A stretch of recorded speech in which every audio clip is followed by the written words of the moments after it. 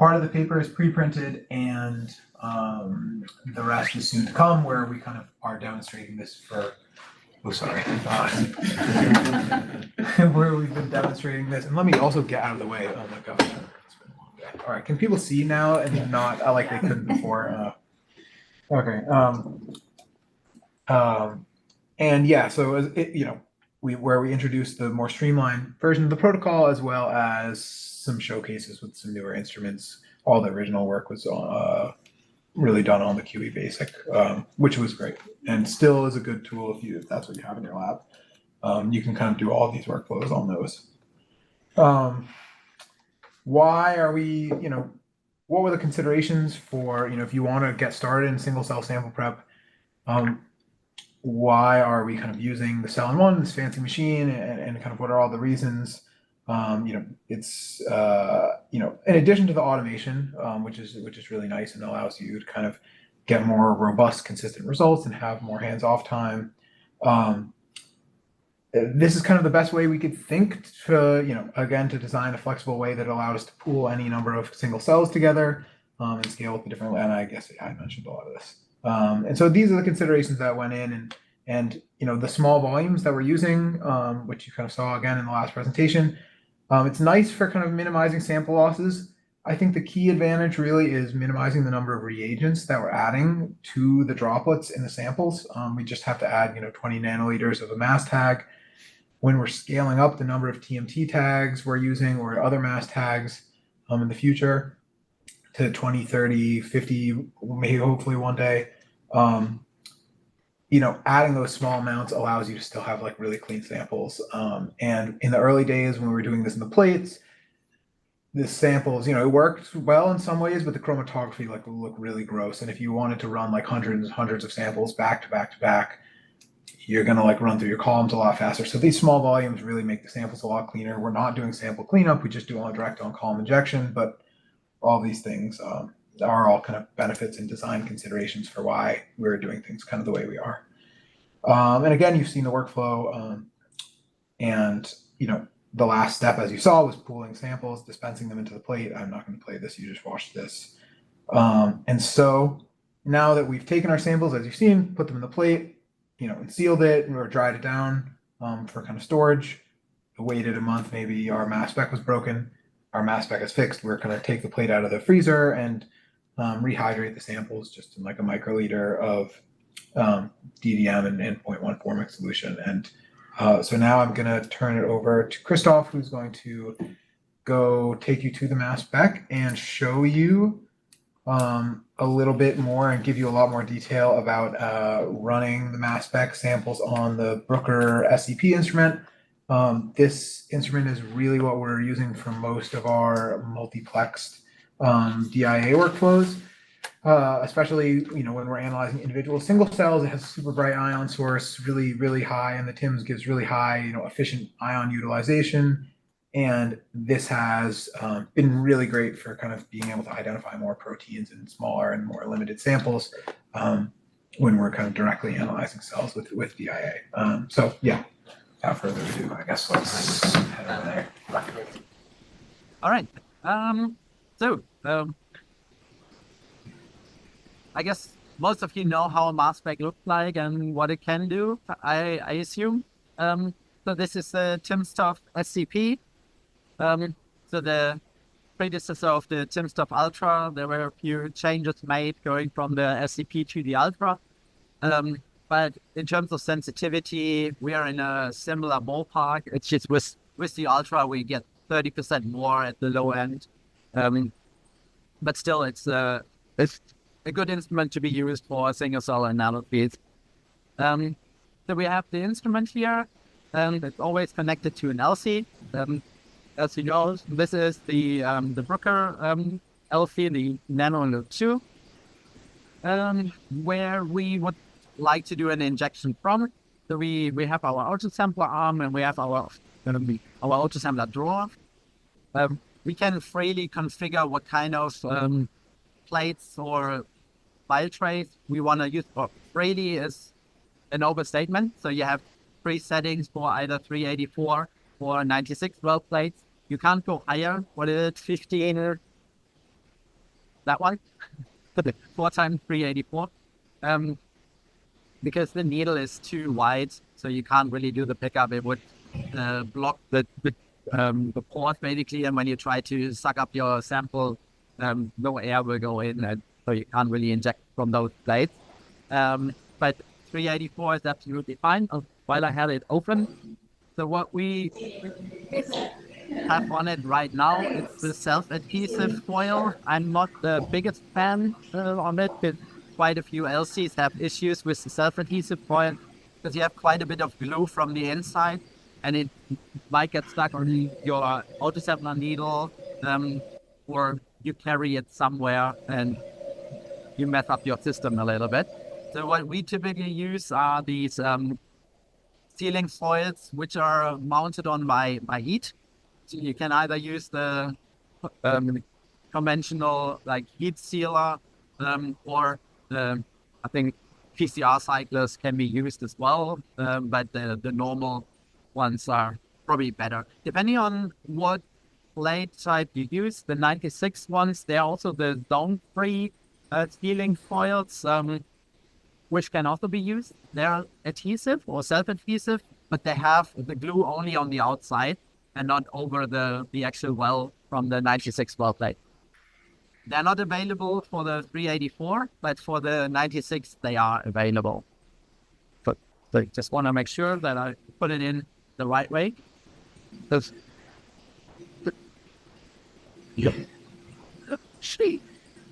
is doing something. Okay. Anyways, I think there was still a sample running. Sure. So yeah. As I said, we want to inject from a 384 well plate, and there are different options to inject basically your sample. In this case now we have the sample in solution and would then specify to inject, I think we have in total 2 microliters. We can say either we inject 1 microliter or we inject 2 microliters. In the settings we have in the method, we are actually able to take exactly the 2 microliters out of it. How that works, I can show you later on. And we can also dry our sample. So then it's more stable, because most people are concerned when you have your sample in solution for a longer period of time, because each analysis takes its time. It takes about, here I guess, the gradient we are using is half-hour long with loading and everything. We are closer to 45, 50 minutes per sample, meaning to run a 384 well plate, it takes some time, right? So you don't want to keep your sample in solution because things can happen. You can hydrolyze, salt and bond, stuff can evaporize and things like this. So you can also dry your sample and then resuspend it just before you want to inject it. And with the autosampler arm, you can actually do that. You say, take a certain volume from a certain vial in the wash position here. They specify the vial position. You take 1 microliter, 2 microliters, 5 microliters, whatever volume you want. You bring it to your sample vial. You release you dispense the solvent, let it sit for half a minute, let's say, and then you go in with your autosampler needle again. You take half of the sample, pipette it up, pipette it down a couple of times. I typically do it 5 times to make sure you redissolve everything in of your sample, and then you take the entire sample and load it onto your column. So by that, yeah, you can set it up. There are special dissolve methods for this. I can show you how that looks like and on the system. And so it would basically always redissolve your sample just before you start the analysis, which is quite helpful. The only thing I would recommend is when you dry your samples, especially at tiny amounts like single cells, to add an antioxidant to your samples, because I've noticed that when I dry tiny amounts, like a nanogram and lower, I see that oxidation of methionine goes through the roof. So you have a lot of oxidation. I think I add ascorbic acid. Ascorbic acid, a vitamin C. It's good for us. It's good for our samples. So I haven't really tried a lot of different concentrations. It worked well for me with 20 millimolar concentrations, and I added a microliter to your sample. So you have tiny amounts, and ascorbic acid shouldn't really interact with the 18 material. It should be washed through when you load your sample. So I haven't really seen an adverse effect on like column stability or mass spec stability of infected. So I think we... Sorry, like this first. Yeah. Like, no, I added before I dry the samples. So you could either do it at the end of your protocol. So when you resuspend your sample, you could do that with 20 millimolar ascorbic acid in the pipe, something like that. You usually, and then dry it out. Okay. If we are so we could have that wow. Right. Say it's actually good. I actually just stopped this one here. I think I forgot to stop it. I just wanted to have a blank running while we had lunch and things like this. I just stopped it. So just to show you how to get started, basically. On the instrument, what you do or have to do is on a frequent basis is to calibrate the system so that the cost is nicely calibrated, but also because it's a timsTOF, we focus also on ion mobility, that the ion mobility part is also calibrated. It's actually fairly easy to do. There are only a few steps. For this, I go into the software. It's called TIMS Control. And here you basically see the live view. I just start a bit of flow, sorry. I think because Saad and big virus. You actually have a live view of what is flowing into the mass spec at the moment. So you have your M/Z scale here, you have your ion mobility up here, and we measure in 1/K0. That's our way of expressing the collision in the cross section.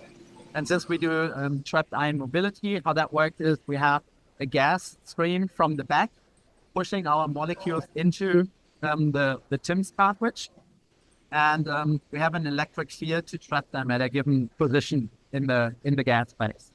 So the bulkier your molecules are, the further they are pushed inside, because their projection in a three-dimensional space is much larger than when you have a tiny molecule. So you basically separate them out by M/D or by mass, but also by size. And depending on the heavier your molecule, the bulkier it probably, so they will be further inside in the TIMS cartridge. And so you trap them, the field, and then you slowly reduce your electric field to induce molecules one by one. And then those get analyzed. And you have different modes. So right now we are looking at the MS1 trace, basically. So whatever is going into the instrument in the range here, which we've selected, it's from 100 to 1,700. So everything, that's what we see. But we have different scan modes.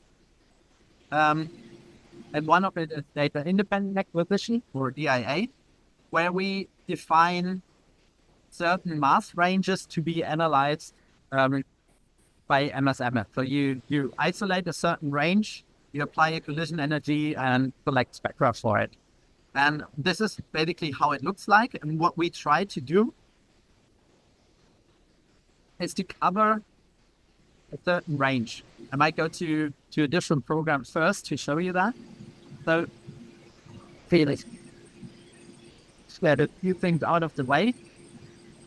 So that would be a typical run where we have our, this is our base peak chromatogram down here, this range here.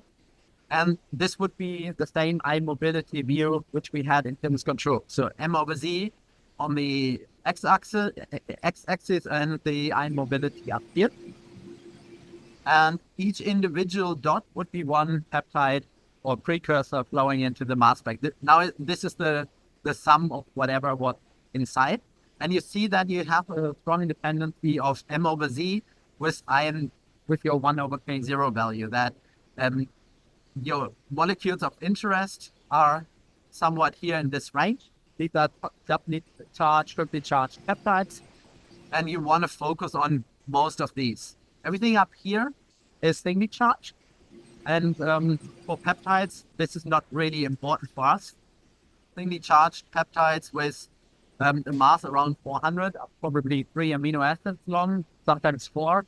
They're not really helpful in giving us an identification, because you can find those combinations of 4 amino acids in a lot of proteins. So that's not really important for us. So we try to focus on these ones. These are the doubly charged ones. So they are much longer, 6, 7, 8, 20, whatever amino acids. So they are more meaningful. And that's what we then also try with our scheme of isolation. So we have certain accumulation time. We say whatever flows into the mass spec, accumulate this for 100 milliseconds, push it to the next ramp it there, then elute it one by one. And we define certain ranges per ramp to be analyzed. So we would include everything in the range 800 to 825 in a certain mobility phase. Then when there's I go back to this view again. So we would say 800, 825 in the range where there are molecules. Then we switch our quadrupole to this range, 600, 625, analyze what's eluting here. Then we switch the quadrupoles to 400, 425 to collect those. So basically, we're making use of the separation and the sequential elution that we can switch our quadrupole position within one analysis cycle to analyze more in the same time, basically, right? And basically, to visualize this, what I just do, I reduce the collision energy here and switch from the MS to the MS2 mode, and I'll make it a bit more helix.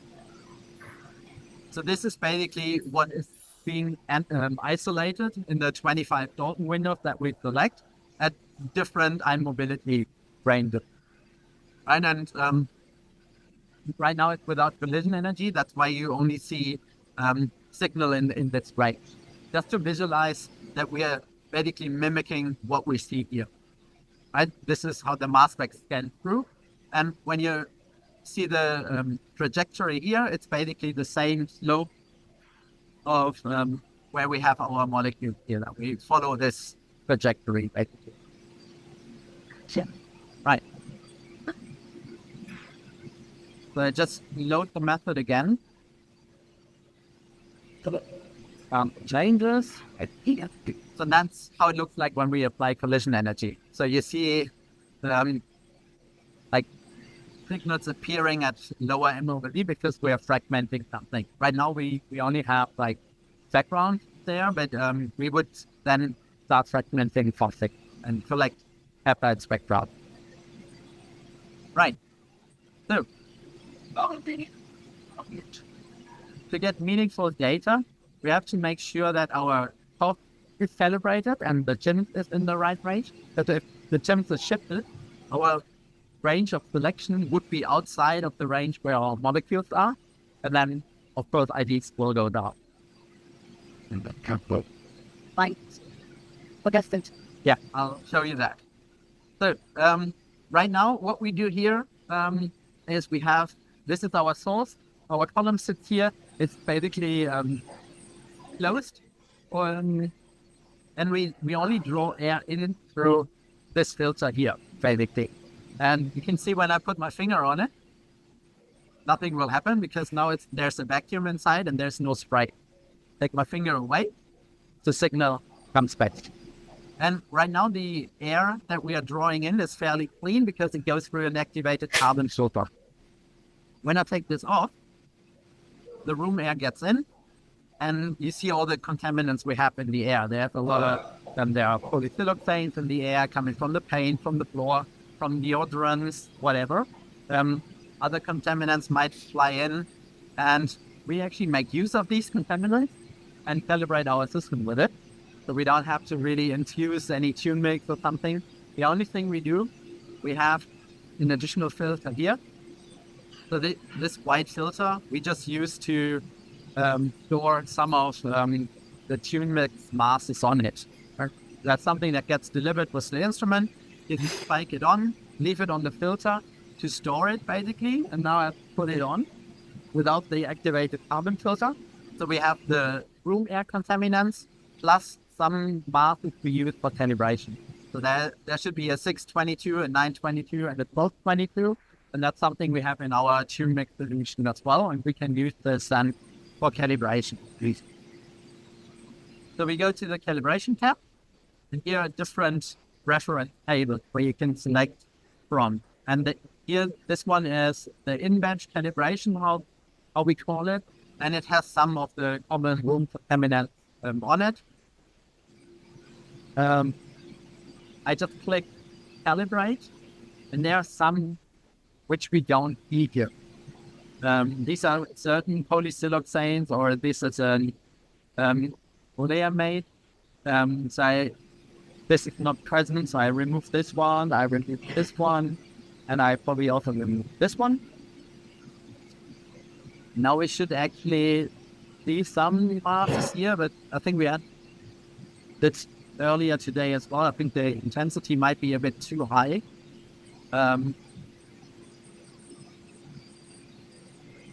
Yes.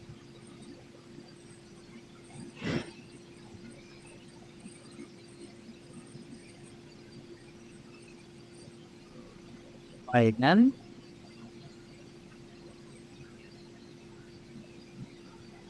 So I want to achieve a good score, right? So you have your signal here, it's being selected, there's nothing else around.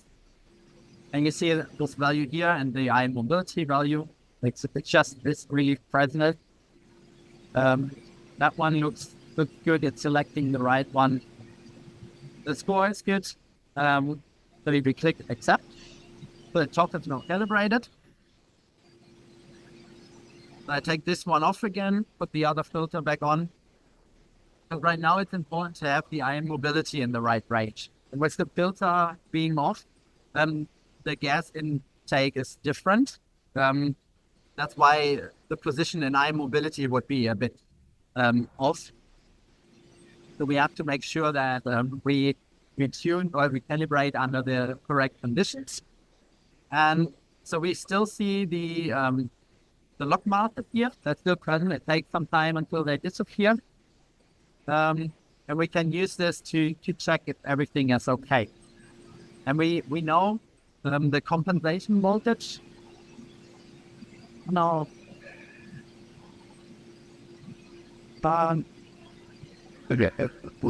Right.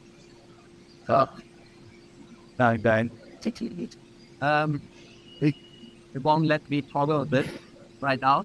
But when you click on this, it actually shows you the compensation voltage. But it can happen that sometimes it gets stuck. I think because I stopped the acquisition. Unfortunately, so you would see the compensation voltage. I don't want to shut it down and restart it.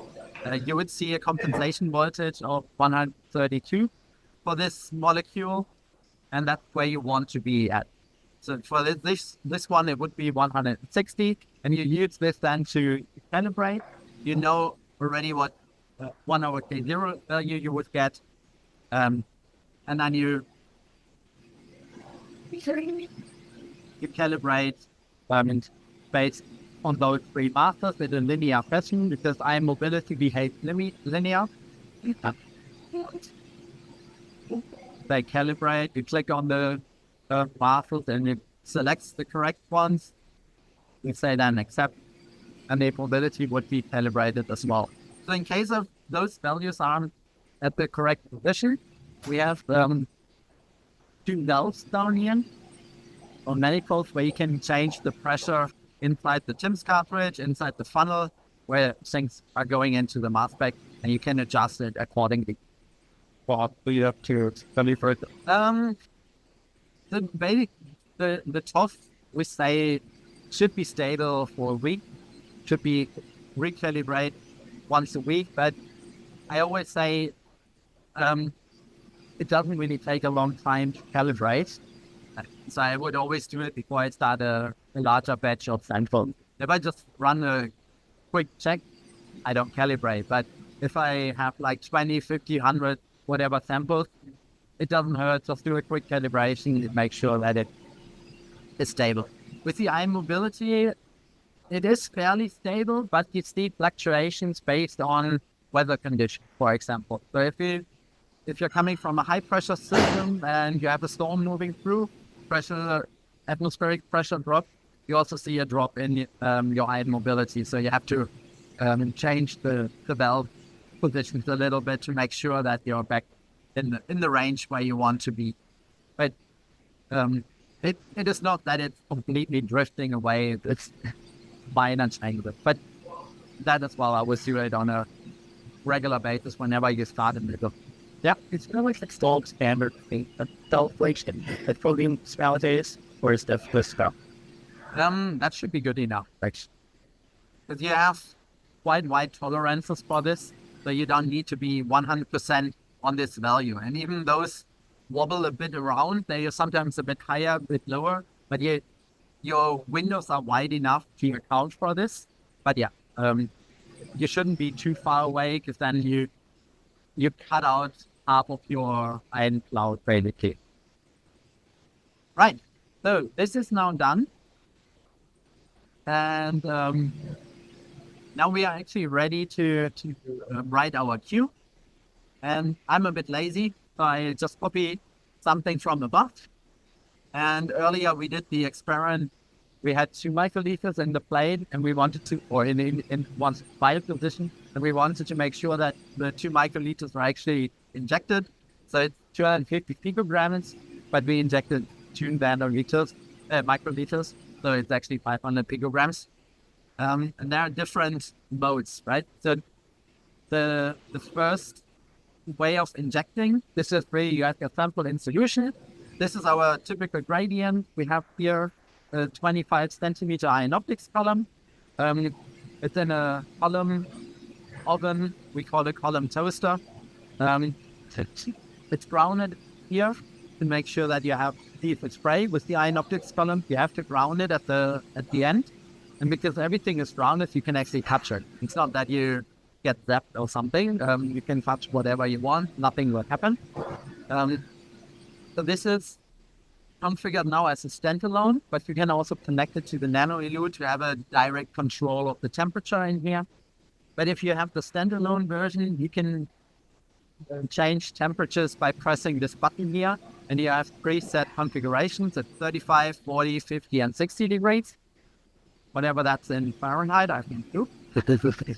But yeah, you can freely, or you can set either of those for temperature setting, or when you have it connected to the LCE, you can actually put something in between as well.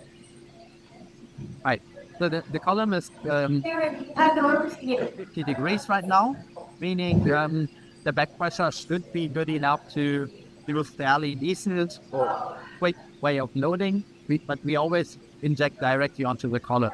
We can also configure the trap here to do trap elute, but for low sample amounts, it's not really recommended because we do backflush trapping basically. So we load in one direction and elute in the other, and that can cause some issues. And also the inner diameters of the tubings, they are not really optimized for a low sample amount. So you have a bit of solvent mixing and things like this, so you get wider peaks. So you would need to have a trap that releases your peptides a bit earlier so that they get refocused on the analytical column. So that's why we are not doing that. So we take the longer loading and load directly onto the column. Right.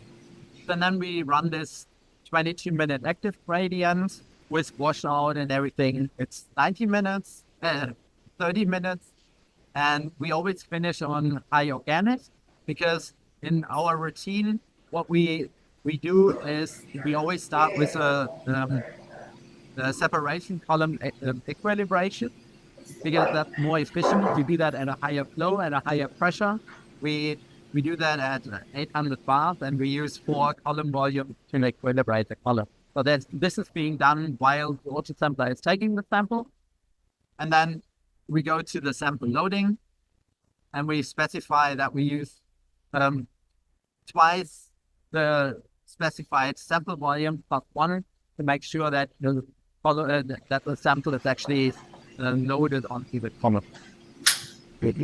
Right. And then for pickups from 384 well plates, what we specify is a certain retraction height. So we say then once the needle, because the needle goes into the well, goes all the way down to the bottom, recognizes it's the bottom of the well, and then it retracts typically by 1 millimeter. But that's too much for the 384 well plates. Therefore, a sample is right at the bottom, and you only have 1 or 2 microliters. So if you go up 1 millimeter, half of your sample won't be taken because the needle is too high. So that's why we say 0.5. And 0.5 is typically good that you can actually say you take the entire sample. Yeah. Yeah. And up to the cells.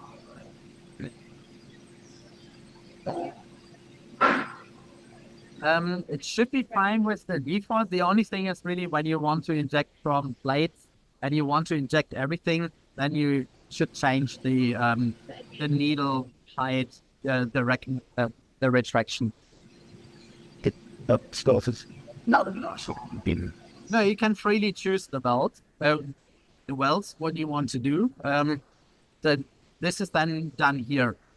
Basically, you have this drop down, and you can choose whatever position, and you can toggle between the 2 different positions. Yeah.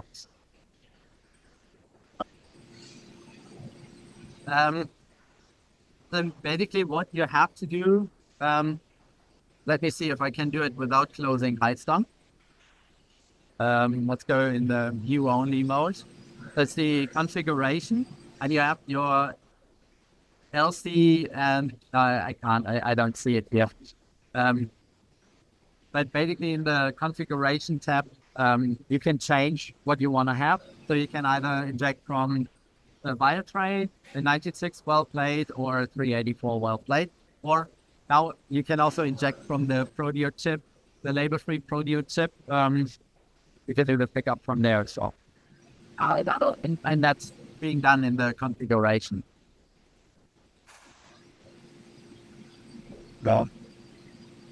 Then here you can also change configurations, but you have to specify it first in the hardware configuration and then in the software configuration what you want to inject from. Right. So this is then basically where we want to inject from. It's position 3 in the plate. There are 2 microliters of 250 picograms per microliter in there.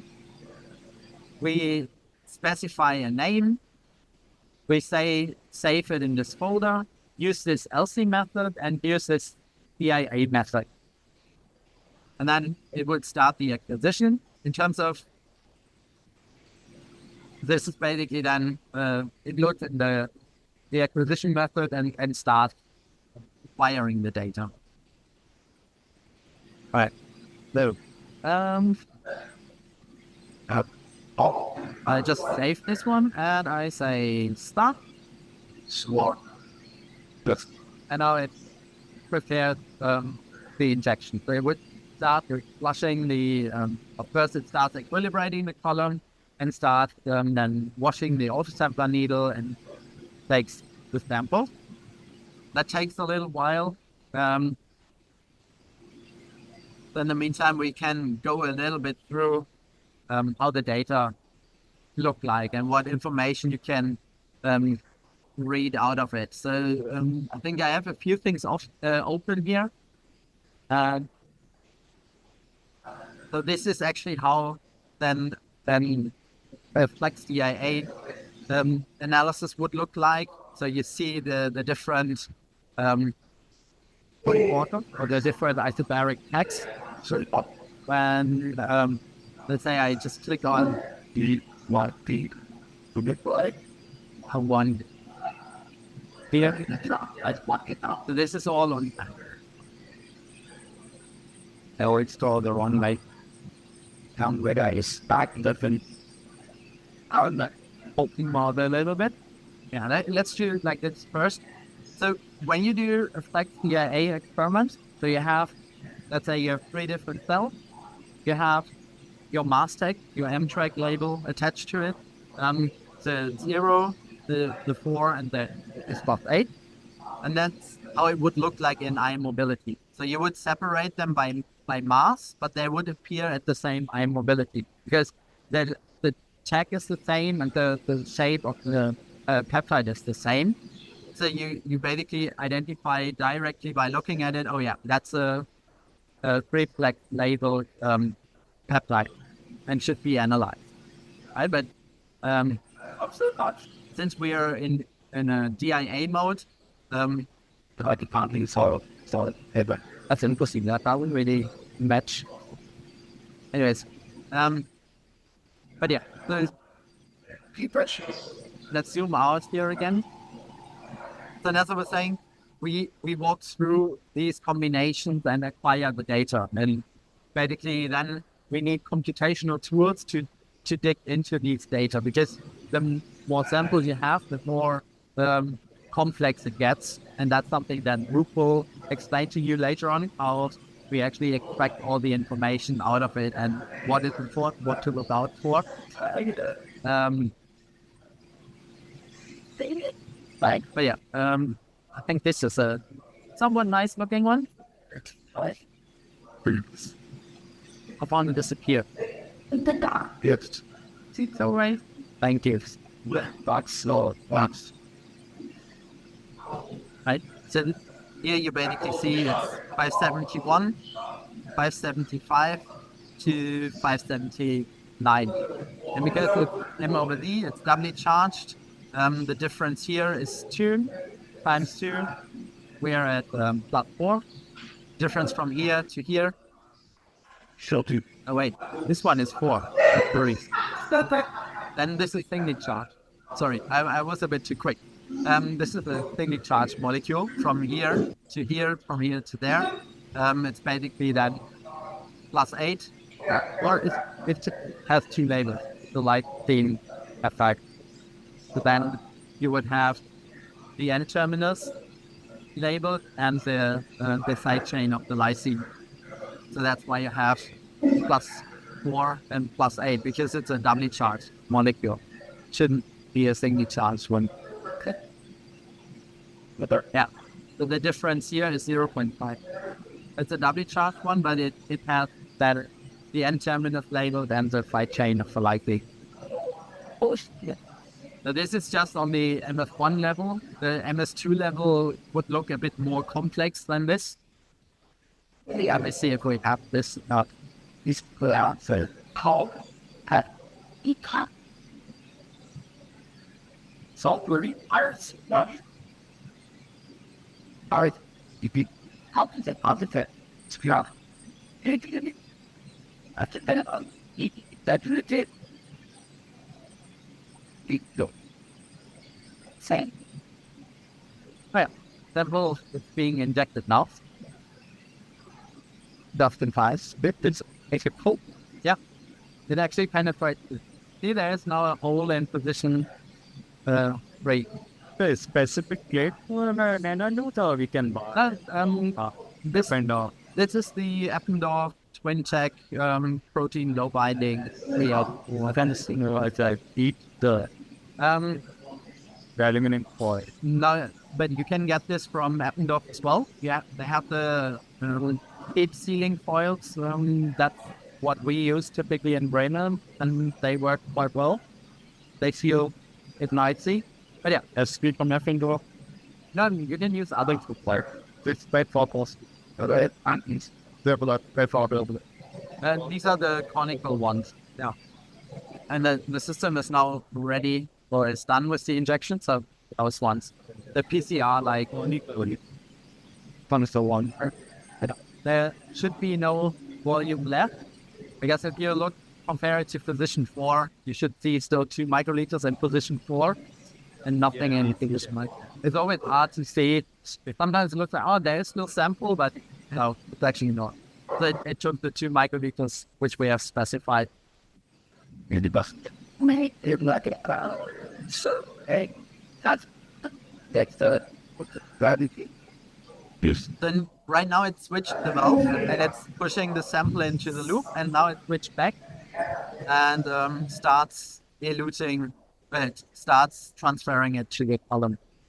So we here have only 2 pumps, one for aqueous buffers and one for organic buffers. So when we load sample, we use a different flow path from the valve. So we go this way. So we are not going through the flow sensor, but just by pressure, we go through the loop and load our sample onto the column. Once this is done, we switch this groove here to this position and start eluting or start forming the gradient. So A and B will meet here in a mixing piece. This is basically this thingy down here. And we'll start eluting samples from or peptides from the column. Right. So I guess it's now done with the extraction. Now it's it's like all bar. They got excited. Steve, we had to and the weddings. I come to start. I asked this, and I, you, they were both there. I was hoping to see some nice spectra, but you see some fragments here. But with Plex DIA, your MSMS can get really complicated because you have some fragment ions which are exactly the same in all 3 peptides. Some are different. But to identify this, it's a bit more complicated than typical label-free experiments. So that's why you need certain settings in your processing software to actually account, because you would need to assign the same fragment to different versions of the same peptide, right? And that's a bit more complicated on a computational level. But yeah, that's something that Luke will address later on. Other number do we have? When do we have to go over? Okay. So there's still time. Okay. Did it took that much long? Like, previous step in it, and then not yet. now for you, for everything. But cool. With Spectrum now, that's also a bit more complicated. But Luke, Andrew will show the workflow in Diane. So Diane 1.81 can handle it, and the beta version for 12. Spectronaut, I've tried it, but it's a bit more complicated to set it up, but it works as well. But you have to make sure that you're not extracting the false information, because Spectronaut is not developed for those kind of applications. So it's a bit more manual. When you extract the information, you have to exclude certain things, but it can be processed through it. Yep. There's the excess of opposite. No. It's the TIMS Diane version on Proteoscape is based on a previous Diane version, and this version wasn't able to do that. And I think our bioinformaticians, they have really implemented it. But yeah, with the standalone Diane version, you can do that. But you say that the different maybe the different aspect of the chemically the flavor we can just guys the adjective. No, so we try to analyze everything what's in here, and you see that your precursor is still intact, but you also see that some of your fragments, these are water losses or things like this, they also come in the pattern, right? And for some where am I? Let me zoom out again. And even here for some fragments. So here you don't see the actual DIA pattern, because you only have a label on one side or on the other. So this fragment then is not distinguishable from the 3 your M-track labels separating it. Yeah, so you have to make sure that your software you do big understand how it looks like. So that's why you need certain setting. Sure. That makes sense. That's certainly been really good, but I don't get that. Like, Yeah. So the way you do the analysis here is you use MS2 for identification, and you use the MS1 level then for quantization. Because then you don't run into this issue that you use a certain fragment which might be representing all three peptides, or you have to find those fragments that are unique to a certain M-track label. So that's why you do the MS1 base. Correct. Yes, but you wouldn't run this in DIA. Because then you have the issue that you have multiple precursors in the same isolation window, then you can't really track back to where those fragments were, or the reporters were coming from. Okay, Jimmy. Yeah, what? Yeah, no, is that faulty? Maybe Christoph is very faulty. The faulty generally the art of it. Right. I think, but already, okay, shadowless. So for TMT multiplexing on lead systems, due to the resolution of the TOS, we do not recommend to use the 13C, 15N label, but what we typically do is we use a subset of it. So from a 18-plex, we would use the 125 plus all 15N channels, for example. So you could do a 10-plex out of the 18-plex, or you could do 2 9-plexes if you want. When you use the other channels, it's just you need to remember how to pool. You can do that way. That's it is, but I think right under proteomics condition, we're at 40,000 roughly. Our resolution is higher at the higher M over Z, and it kind of goes slightly down at lower M over Z. So that's why we say with 13C, 15N, you might not see the right pattern there. yeah, not. Right. So while the sample is being injected, and it is almost done, takes a little bit still. I just want to show the solve sample method. So in terms of what we specify here, everything is the same. The only thing we change is in the advanced settings, we activate the dissolved sample functions. There's also derivatives for dilute, so you can have a higher concentration, the volume there, put it into a certain vial and dilute it with certain buffers to get a lower concentrated substitute, for example. Refine. Yeah. So how this looks is you define in which trade position, which vial it is, where you want to transfer it, and what the dilution should be. So you have to change a couple of settings. And for the dissolve, so we have to define the solvent volume that we want to inject. And for 384 well plates, I typically use 2 microliters because then the volume is large enough to basically do the mixing as well. You define from which vial from the wash station you want to take it. One would be the one far in the back. Right. The penetration depth into it. I think when you set this to 0, it would do bottom sense. That's what I did as well here for the well position. So 0 means bottom sensing. Then you go to the actual well.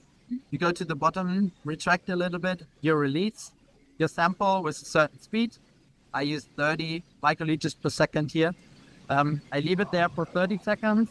Then the needle goes up and down up into the sample again, takes half of the sample, mixes it 5 times, and then takes the entire 2 microliters and injects it. But it would only take the 2 microliters. If you want, you can take a picture of it if you want to set it up if you have the nano in you. But other than that, I cannot let it. Sure. Perfect. I'll just, like, it's still like, like, how many scopes? How much volume do you need to wear? So here I use 2 microliters. But for the 384, you want to make sure that you have a large enough volume to also get the things that might have been stuck to the wall. And I typically use DDM for resuspending it. So your multiset, the detergent, to what you also use for lysing your cells. I think they used it here when they demonstrated the Plex PIA workflow. We also added to our samples to make sure that we recover most of it and do not lose a lot of peptides to hydrophobic surfaces. And yeah, I typically use it at 0.015% PDM. In what? I use FA water, so not 0.1% FA. What I use, and then take the 2 microliters and resuspend it. Okay. So it is, when you do this, it is important that you specify the correct volume which you inject. So right now we are injecting 2 microliters because we want to inject everything. But when you use dissolve and you dissolve it in 2 microliters, you also have to specify to inject 2 microliters. If you specify 1 microliter here, it would dissolve it in 2 microliters, but would only take half of it. Right. This is something to keep in mind.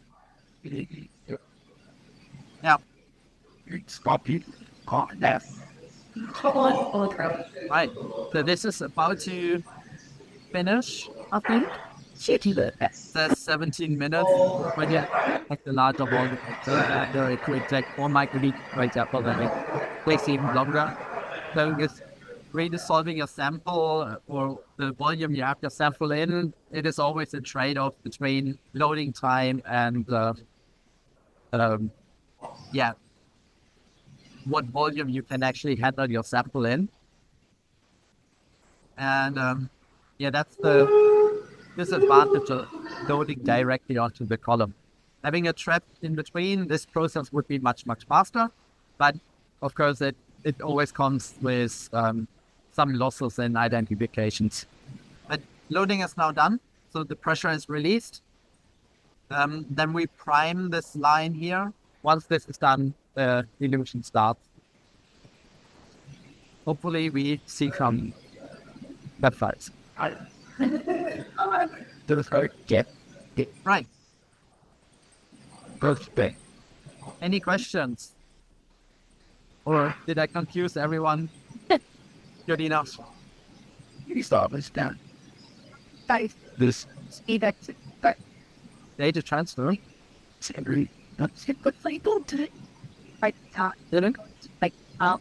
Yeah. Yeah. We have processing servers where we run our samples on. So I don't know how they handle it here, what they do. But back in Bremen, we copy it to workstations and do the processing there. And we have automated scripts that can do the transfer. As soon as the acquisition is done, it starts the processing to push it onto the network drive or whatever location you specify. not the copies. Yes. That's an element. You have some friggles. Yes, whenever you change anything in the eye mobility settings, if you go narrower or wider, you need to recalibrate. But it would tell you in Tim's control, basically, this icon here would turn yellow if you change anything. Right? That didn't get it up. Yes. So if you go narrower, that's okay, because this range is rated. But if you go wider, then it would turn red and it would tell you you need to recalibrate.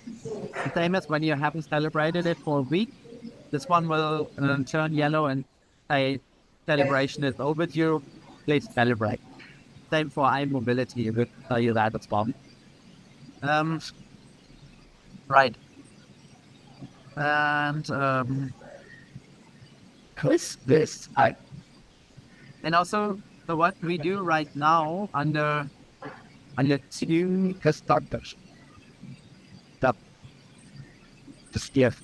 so we have this high sensitivity mode enabled, means we are tweaking the detector voltage basically a little bit, be a bit more sensitive, but we amplify noise as well. And when you turn this on, you have to calibrate as well because the detection voltage is different, so it could also be that the maps are slightly different.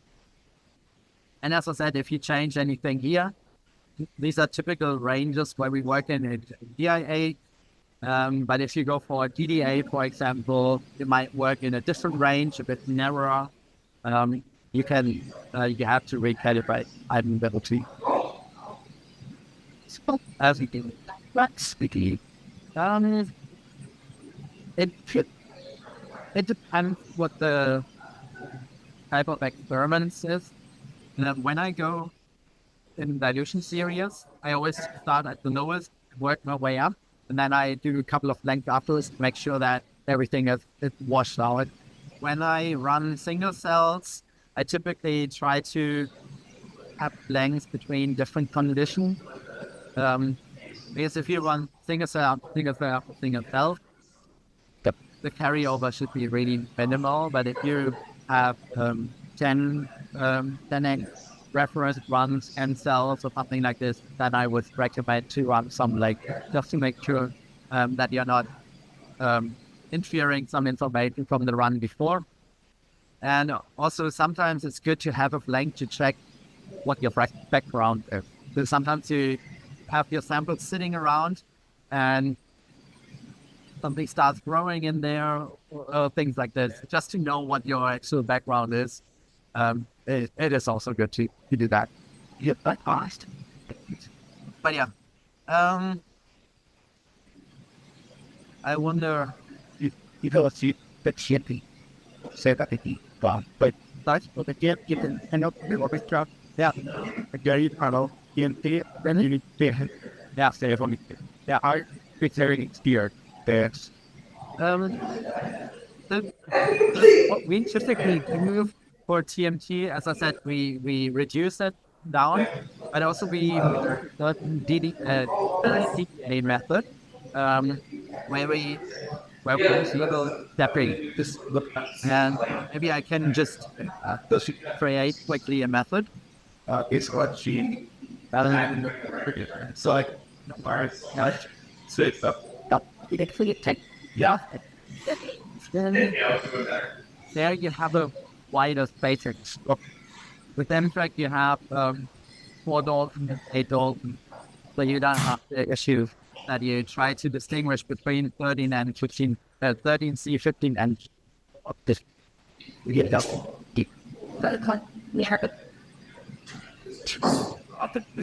Yeah, we set actual values average position energy, not a percentage, but we use the higher collision energy for now, kind of the TMT.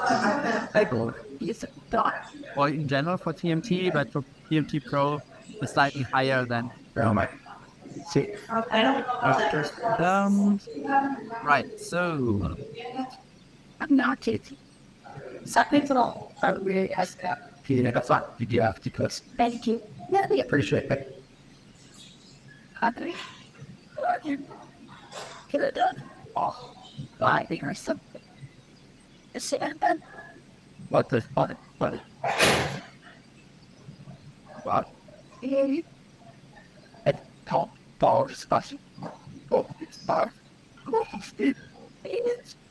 So this would be a standard DDA method, which we typically use with certain numbers of precursors being analyzed in a certain number of REMs. So here we would do 10 REMs at higher accumulation time.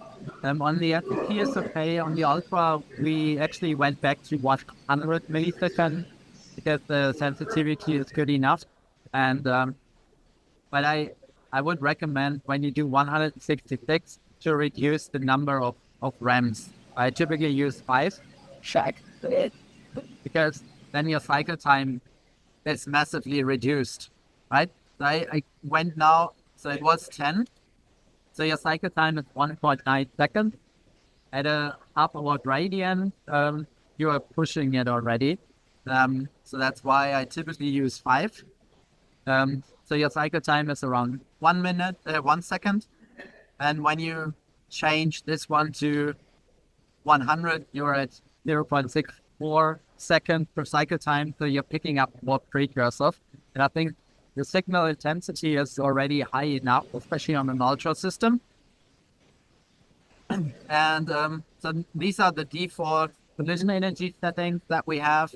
It's 20 eV and 9 eV for the highest. It's ion mobility dependent, not charge state dependent. And for TNT, what we do, we enable the stepping here. And what it does, it adds more information here. So we have 2 collision energy schemes. One is done for the peptide backbone, basically, to fragment the peptide and get information about your peptides. And the other one is done with higher collision energies. These are interesting settings. These are not the correct settings. At higher collision energies to generate more reporter ions, and we don't really care about the peptide backbone. And those 2 spectra gets them merged, so to have both together. So you have the reporter ions and you have the peptide backbone in one spectrum, and you can then do the database searches and find the reporter ratios.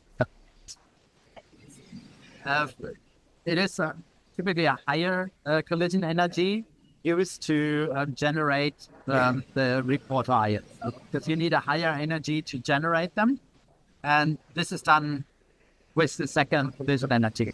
So for this instance, it would do the ramping twice. So it would repeat the same precursor selection in a second ramp and merge the information then on a precursor level together.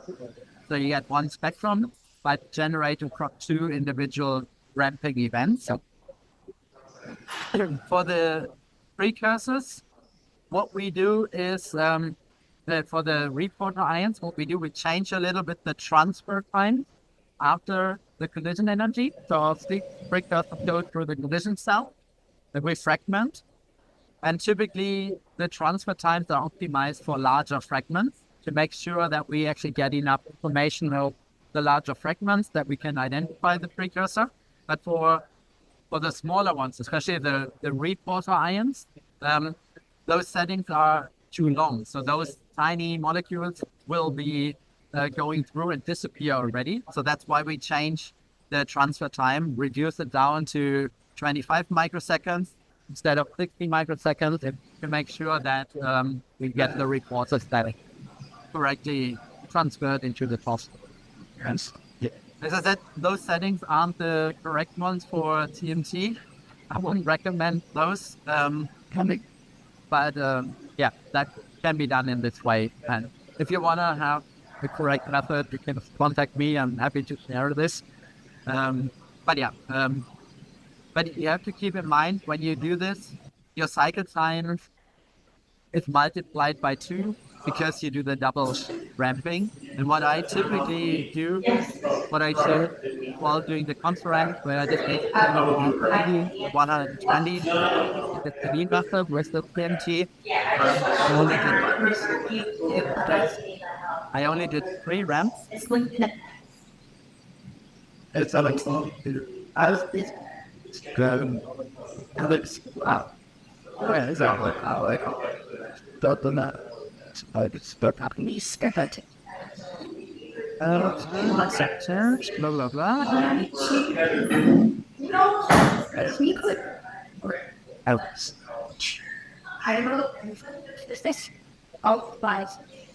So I do 3 ramps, so the cycle time was at 0.74 seconds. And you need this, otherwise you're not getting enough precursors scheduled within the 5-minute active gradient. So I just had to remove the cycle overlap more advanced settings. So they would then do an MS survey scan after 4 REMs, and I reduced it now to 1. But yeah. Oh, you hurt me. I have to stop with myself. Thank you. Yeah. And in addition, what I did as well, I've changed the polygon. Not sure how familiar you are with the selection polygon for precursors. But again, based on how our iron stout is positioned, I just no. We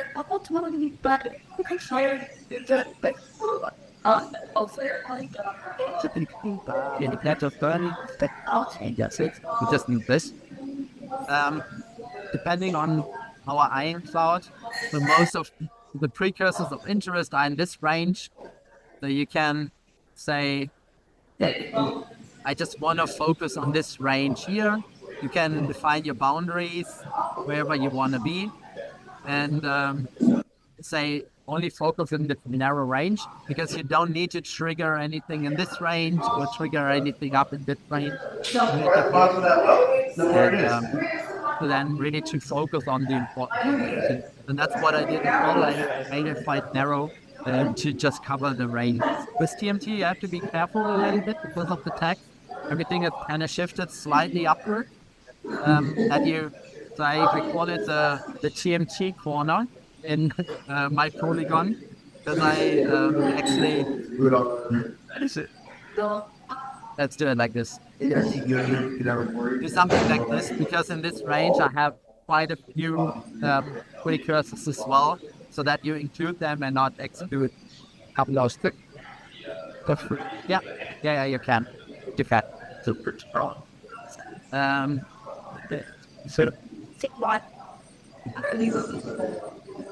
you just say define a new one, and then you draw. You could say I want to include this one, for example. So it's a right click and say define polygon components.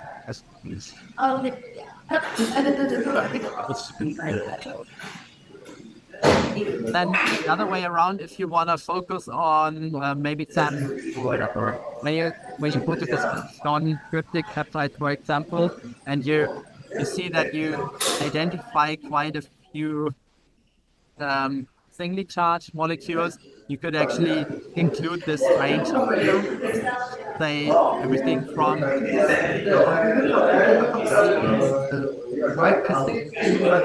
so those would give you peptides with lengths of roughly 7 amino acids, and then you can include those as well, but still get rid of those thinly charged ones which won't give you any meaningful identification.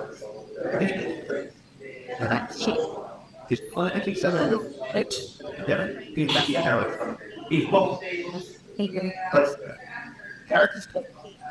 that's basically just your background. It doesn't really matter if it's EDA or DIA.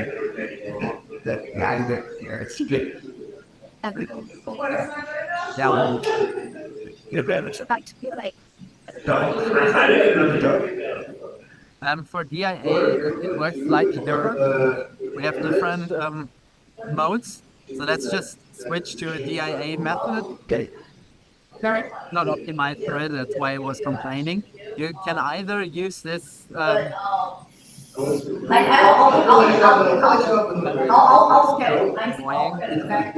what I always do is I use existing ones and modify them the way I want them to be, because you want to make sure that you use or use the quad switches that you are not wasting time. The thing is, you can't show up in mobility again once you eluted things out of the top already. When you say I focus on this at 800 M over Z, you can't go to 600 and then back to 900 and go to the higher high mobility range again, because those molecules are already out of the TIM, and you have to wait for the next RAM that molecule type. So here you can basically do the drawing yourself. I just say There's an overlap bar. It is it's already equal as a collection of all of the all of the facts that all of the it's so that Things. This is really when you use some existing ones. Our. Another. I actually, I believe it. I think. This one you can look at the isolation list here. But what you can also do is set export file. Then take this, then read it for this one. In case you want to lower certain MOVD ranges or things like this.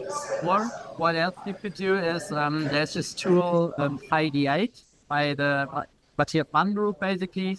You could use that as well to calculate the variable window placement across your immobility of homology. ID VI8. just that's the targets something that's Yeah, I like the previous colors much better, but with Tim's Control 4.0 they've changed it a little bit. So the gray, this one here. Alex, should this get muted so you don't hear from this conference room? Right. So when we go to this isolation list again, so those would be acquired the same RAM. Right? We do 8 RAMs or 9 RAMs in total. The first one is the MS one, and then we do 3 or 2 quadruple switches and analyze those in 1 RAM. And we RAM again, analyze this range, next RAM, so on, and then we start over again. So we cover 400 to 1000 MOVD within this scheme, and that's how we get to this cycle time here. That right. So in case you change your eye mobility range, so you're cutting off your range slightly down here. And that's when you see the lighter colors. So partially measured, because here you would start at a higher, or you would finish at a higher 1/K0 value and not go all the way down, right?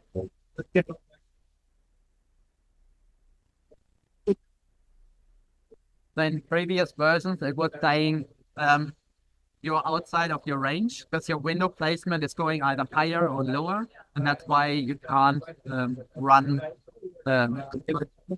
your method like this. And now they've changed this, that they just gray out the range, which is not required. Okay. So while I was talking, so we're already halfway through the gradient. Let's see if we can actually see some molecule.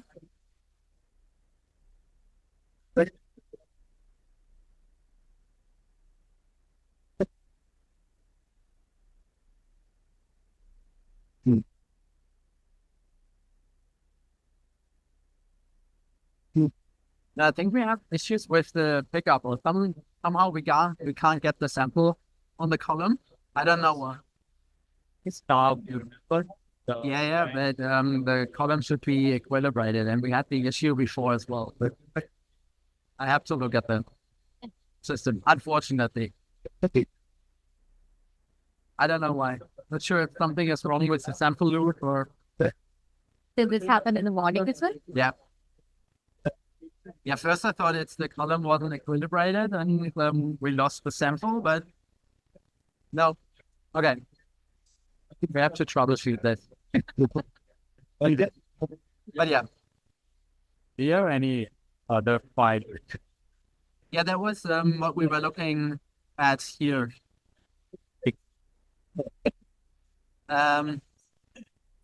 Yeah, on Friday it was running, so they ran samples on Friday, but today it doesn't like to take the sample. It's taking the sample, but I'm not sure if the sample is not making it to the column or something else was wrong. But yeah, let's see. Anyways, yeah, I think I've talked enough. Thank you. Thank you. I guess we can head over already and then start the break a bit earlier, and then you can start a bit earlier, so you don't have to stay too long here. Thank you. So you talked a little bit about running the mass spec. That obviously the Brooker instruments don't work so well for the TMT workflows. But so just to give, so there's still a little bit more I guess I want to go over in terms of implementing the P-scope. So these are kind of an overview of the different workflows we have and a little bit of information about the cell numbers.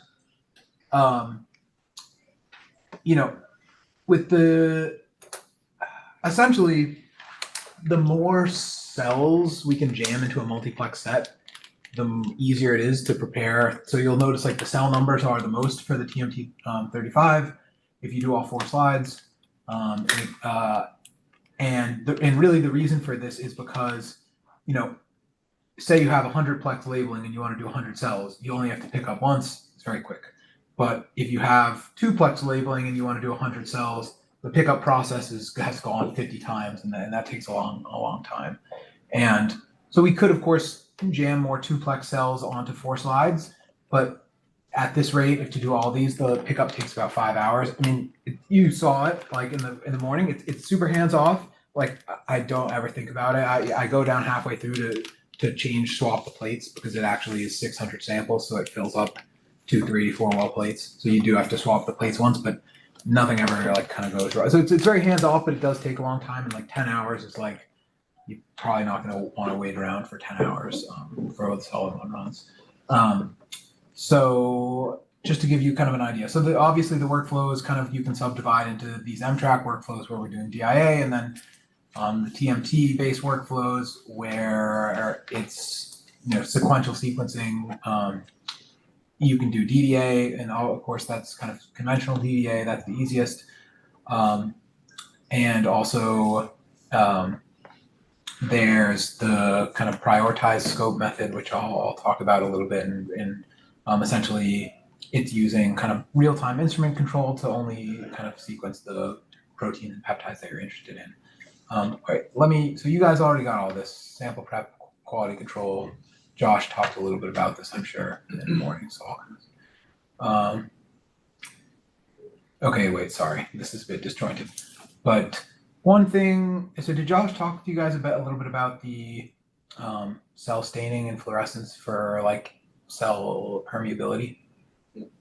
Cool, yeah, just a quick blurb. You probably get the gist of it. It's not that complicated, but we did some experiments where we stain cells and we recorded the fluorescence intensity. The obvious thing to do is to just exclude those cells, which you can do. But just to demonstrate the effect, we had some samples that were fresh and frozen, and you see with the frozen samples, kind of a higher number generally was found to be permeable at a higher clip, and especially one of the cell types was really affected. And we've kind of seen this stuff through a variety of different tissue types and conditions, and even with cell lines, if you're kind of not careful about how you store them. And what you see in some of these samples here are from tracheal epithelium. And so there's a couple different cell types, some fibroblasts and some epithelial cells, but the real first order observation is that a lot of these permeabilized cells, we noticed are clustering together. So essentially if it's black, the light was on. If it's gray, the light was off. What you can see when you compare the permeabilized to the intact is you can see the proteins are preferentially leaking kind of out of the cytosol compartment. These annotations aren't kind of totally perfect, but you'll notice that the mitochondria is not very different. And for those of you who have looked at a little bit of RNA-seq analysis, the percent mitochondrial filter is kind of pretty ubiquitously applied in these analyses to kind of filter out cells. For the same kind of concept, the mitochondria are tied in very tightly inside the cells, and so when they're not kind of, these things living inside it aren't the first things to go. When the membrane ruptures and you still kind of have a cell husk there, or even maybe a cell husk that's only leaked a little bit. And there's kind of some variance on how much, different cell types, proteins will leak a bit differently, but generally the signatures were pretty consistent. But obviously the difference between the proteomics and RNA-seq is that we can do, our mass spec time is a bit more valuable. And so, it's good to be able to exclude these things. Sorry, some of these slides were assuming that people hadn't seen the sample prep yet as well. So, and we talked about this, you get it, plate, dry down, storage. One thing to mention is that when you resuspend the samples, so they've been dried and stored in the plate for in the fridge for a really long time. If your mass specs broke or something, and you take them out, you're ready to run. You just pipette 1 or 2 microliters of like a solution of like a bit of DDM and formic acid. The amount that you pipe in is how much you want to be aspirating with your mass spec. Unless, of course, you're doing a workflow with a carrier where you'll want to resuspend the carrier amount you're interested in injecting in that same volume and dissolved in kind of the same makeup of the DDM and the formic acid, but it'll just, of course, also have your peptides from your carrier. So this is what I started rambling about before I realized I had other slides. So is it clear have people heard a little bit, are they familiar with these kind of 2 different types of multiplexing workflows that are popular in the field, the TMT versus, or yes or no? No is also okay. Okay, oh, great. I suppose people have heard about data like independent acquisition versus kind of data dependent acquisition. Data dependent acquisition obviously popular for the majority of time where we sequence, it's this top N algorithm, the mass spec stuff flies in, we see the most intense things, and we try to sequence them one at a time. You have to take one scan at a time, and this is kind of slow, and people wanted to kind of multiplex their samples because of this, but it's hard, essentially to do this, they design these tags that are all the same exact mass, and so you take that even if you take 10 different samples and label them with different tags and you combine them, and you inject them into the mass spec, and you see a peak that corresponds to a peptide from your protein of interest. It all comes up together in one peak. And you take that peak, even though it's a superposition of a couple different samples together, because the tags all have the same mass, they come in together, and then you try to sequence it at the MS2 level, you fragment it, and those tags will break apart differently. And so you have these what they call reporter ions, and they'll measure different relative kind of percentages. And in some, if all the majority of it came from one sample, that tag obviously would have the highest peak relative to kind of the other samples. And so that's one method of multiplexing with this sequential sequencing. Traditionally, it was done with DDA. We've improved upon that with a kind of way to run the mass spec called P-scope, where instead of taking the most abundant stuff and trying to sequence it, we take stuff where we have some prior knowledge that A, we're interested in it, and B, we'll be able to sequence it easily. You have things like trypsin autocleavage products, which may be really abundant, but that's meaningless. It's going to buy and there's other things, modifications we might not be searching for, all sorts of reasons why we might want to implement a bit smart. And so this is done with real-time instrument control with a program called MaxQuant Live, which we're going to kind of go through a bit of a tutorial of briefly. The other method is Plex DIA, which you saw a sample prep for, I believe, this morning, or the basics of kind of it. Obviously, we didn't have time to do the whole thing. And so this is a DIA is the, so we're sequencing instead of one peptide, many peptides at a time. But then, of course, this old labeling approach is not going to work because if these reporter ion tags are the same for every single peptide. So if you send 1 million peptides together and you fragment them, you don't know what peptide the reporter ion tags came from. So it was contingent on this sequencing one thing at a time. So we still wanted to multiplex, but we wanted to take advantage of trying to sequence multiple things at a time because you can identify more proteins if you're not limiting yourself to only one thing at a time. And so the mass tags now just actually more simply, and we kind of recycled a really old product that had been used a long time ago, the tags have different masses. So you can actually just see them both at the precursor level and at the fragment level. You can just tell these things apart, they're mass shifted in both the fragments and the original ion. They're mass shifted by 0, 4, plus 8. So these are the two workflows that we're using in the lab. The benefits of you could ask kind of why go with one or the other. The P-scope, recently TMT came out with like 35-plex tags. This is really great. It allows you to do, like, we've done 1,000 cells per day at about 1,000 proteins per cell. Hopefully some more, like, the data sets for this will be released super soon. As soon as essentially we get the go-ahead to release them because they haven't officially released until, I guess, ASMS or something. But we did have the okay to talk about it now. So that's great. So you can, but generally the identifications are kind of a bit lower, and you have this, the data is a bit noisier because you deal with interferences from, you try to isolate one peptide at a time, but you don't always succeed. And because the resolution of the quadrupole, which is what you're doing to isolate one thing at a time, it's not that high. So other things kind of get in with it, and these will contribute reporter ions that add a little bit of noise called like co-isolation. So there's some drawbacks. The plex DIA, especially if you have big cells, you can use DIA to improve the number of proteins that you can sequence. So you have kind of higher protein coverage, and the data is a bit more accurate because you're able to kind of use the resolution of either the Orbitrap or the TOF to kind of really very specifically kind of see the ion that you're kind of counting and interested in. But of course, it's much lower throughput because the best we have right now is 3 tags, and you can be a bit more accurate. So there's trade-offs to these two approaches. So we just wanted to talk a little bit about both of them. So Christoph obviously showed you, like, and we're using kind of the Bruker instruments. We don't really use the Bruker instruments for the P-scope because the detectors can't resolve the different TMT tags as well. The Orbitraps have higher resolution, especially in the low MOMC range. And so Christoph showed you kind of the LCMS side of how to run these plex DIA samples. The overall workflow is not super complicated, and you've heard about this in other talks. A lot of people kind of are doing the same type of thing. You prepare a bulk sample, which you just kind of take some cells, you pellet them, you can resuspend them in water, or whatever sample preparation method you so prefer.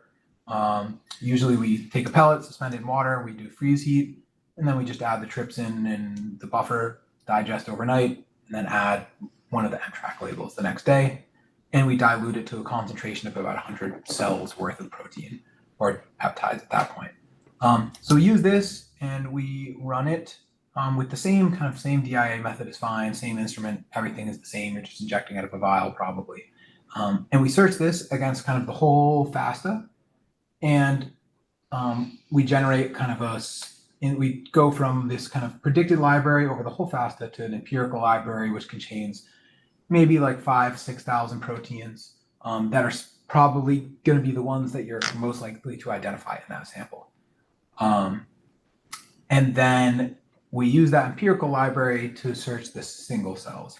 And this is the benefit of reducing the number of hypotheses you're testing in your single cell data. And it improves kind of the results you get in your single cells without hopefully missing out on kind of too much specific stuff. Obviously, the thing that you really don't want to do is use a sample to generate your library that is very different from the single cells you're analyzing, because then proteins you're interested in might not make it into that more narrow specific library that you might be interested in analyzing in your single cells. So you use like DIA to generate the library, right? We use DIA, yeah, and so has anyone used Diane before? People have used the search engine, yeah. So last group I went through kind of like a little bit of this process. I pulled up a Diane window. We're a bit limited on time, and I feel like the workflow is not too complicated. And there's a lot of good videos from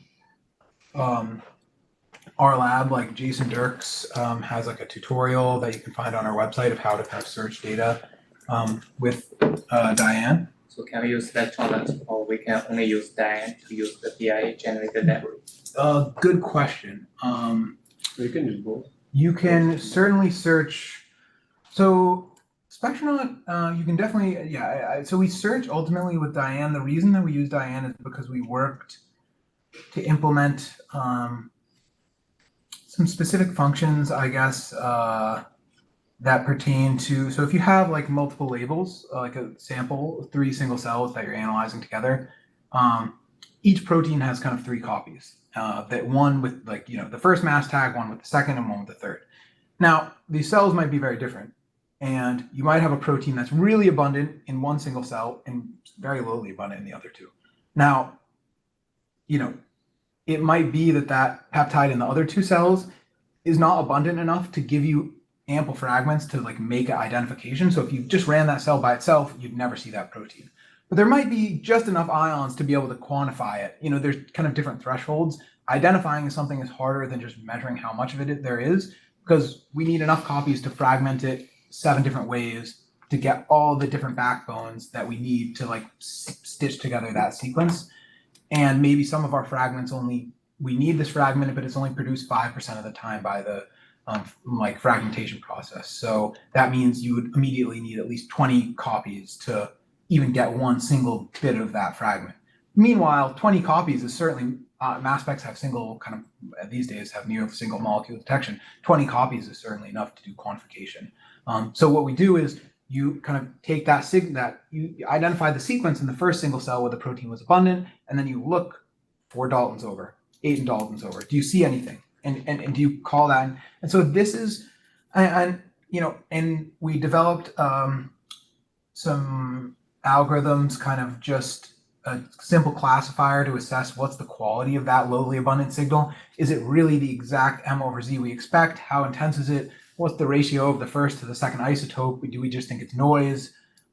So there's like something in Diane called the channel Q value filter, which is kind of you can also search kind of these multiplex data with up to 3 channels in Spectronaut as well, if that's what you're comfortable with. They haven't put as much development into this like channeling feature. Yeah, so that's a long answer to your question.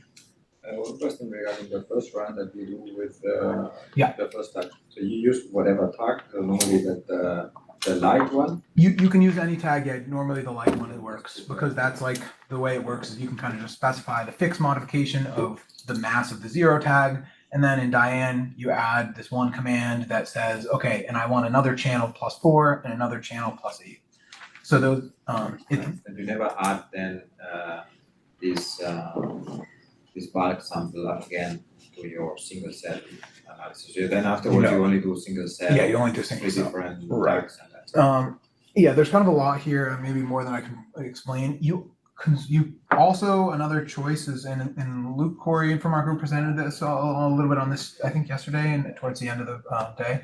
But you could, instead of running 3 single cells at a time, you could make one of those channels a reference channel, and this has been something that was immediately obvious to us, obviously, like from the conception of Plex DIA, and also the Man Lab has recently kind of demonstrated. I mean, they demonstrated this principle as well, and yeah, so it's certainly a good thing to do, especially with smaller cell types, where it might be hard. Like if you have T cells or something, they're really small. It's nice to have that extra channel, and you could also use another like P-scope-esque approach.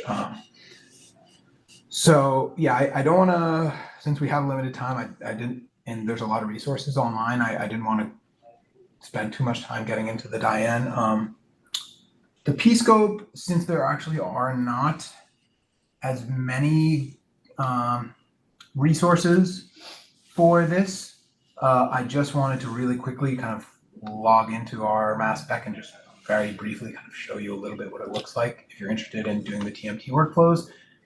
Again, these have a lot of benefits, mostly like the throughput. I mean, if you get up to like 2,000-3,000 cells a day, all of a sudden your costs are, similar to a 10x experiment. And these are the things that I think we need to do to really start disseminating the technology to like the broad community. There's a lot of interesting biological questions that don't require thousands of cells, but a lot of them, it's, people want to analyze and fully sample all the cells in their population. We do single cells because it's hard to enrich, and we don't always enrich for the right things. So essentially the workflow is very similar. You prepare your carrier just like you prepare your bulk sample. Instead, you label it with TMT. You're going to then run your carrier, which is TMT labeled with the DIA method. This is going to give you a list of all the potential peptides, precursors that you might want to then go and tell the machine specifically to go after.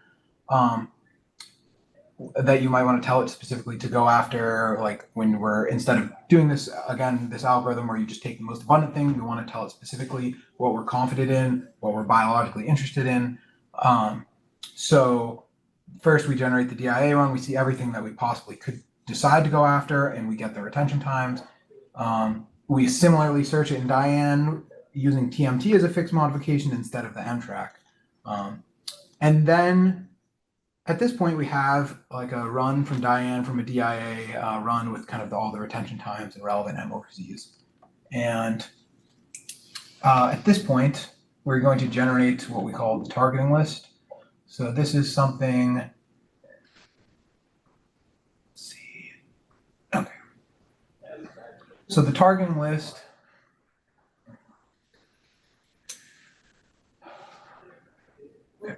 so the targeting list is something that we're going to eventually load into MaxQuant.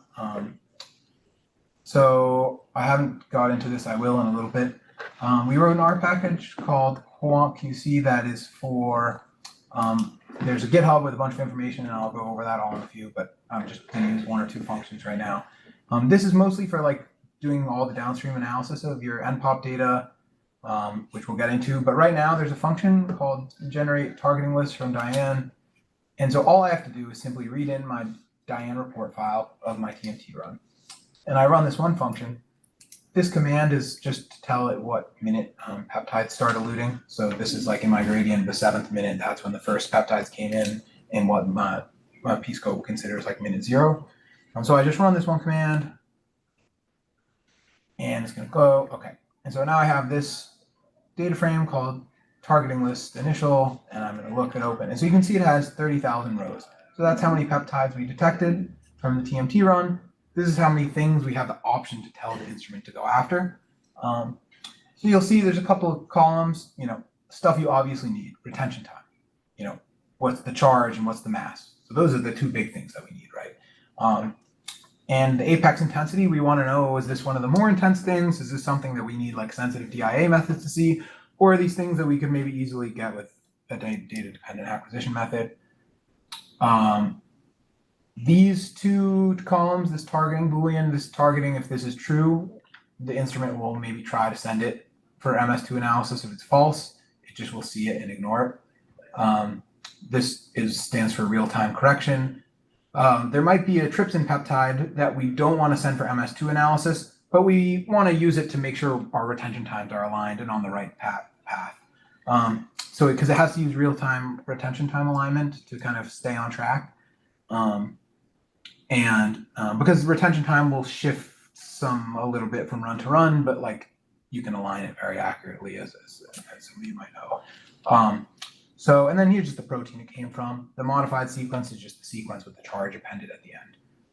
And then we have this thing over here called the priority. Now you see a bunch of numbers in here, 1, 2, and 3s. 1 is the highest priority, 2 less important, 3 all the way at the bottom. Now what are these priorities and how do we get them? So what the first kind of this function does is it looks at everything you got in the Diane run. It divides them into 3 like tertiles based off intensity. So the top 1/3 most intense things get the first tier. The top middle gets the second tier, or the bottom gets, with the idea being that if something's more intense, we're more likely to identify it generally. But there are some specific things we do. For example, you have RPL 28 and there's 15 peptides. Depends on what you do. Maybe you're doing RPL 28 profiling and that's great. You might want to get all of those. But generally, like we're trying to get protein abundances, we may not care about the 13th peptide. So we just take like the 4 best ones and we kind of knock those down to the least important tier, or we can tell the instrument not to send them for MS2 at all. And this allows us to maximize the number of proteins that kind of we're identifying. And so, you got this, we have this little list. You also might want to increase the priority of things that are biologically interesting to you, and not just things that are abundant, which is kind of, in a way, what you would get with the original approach,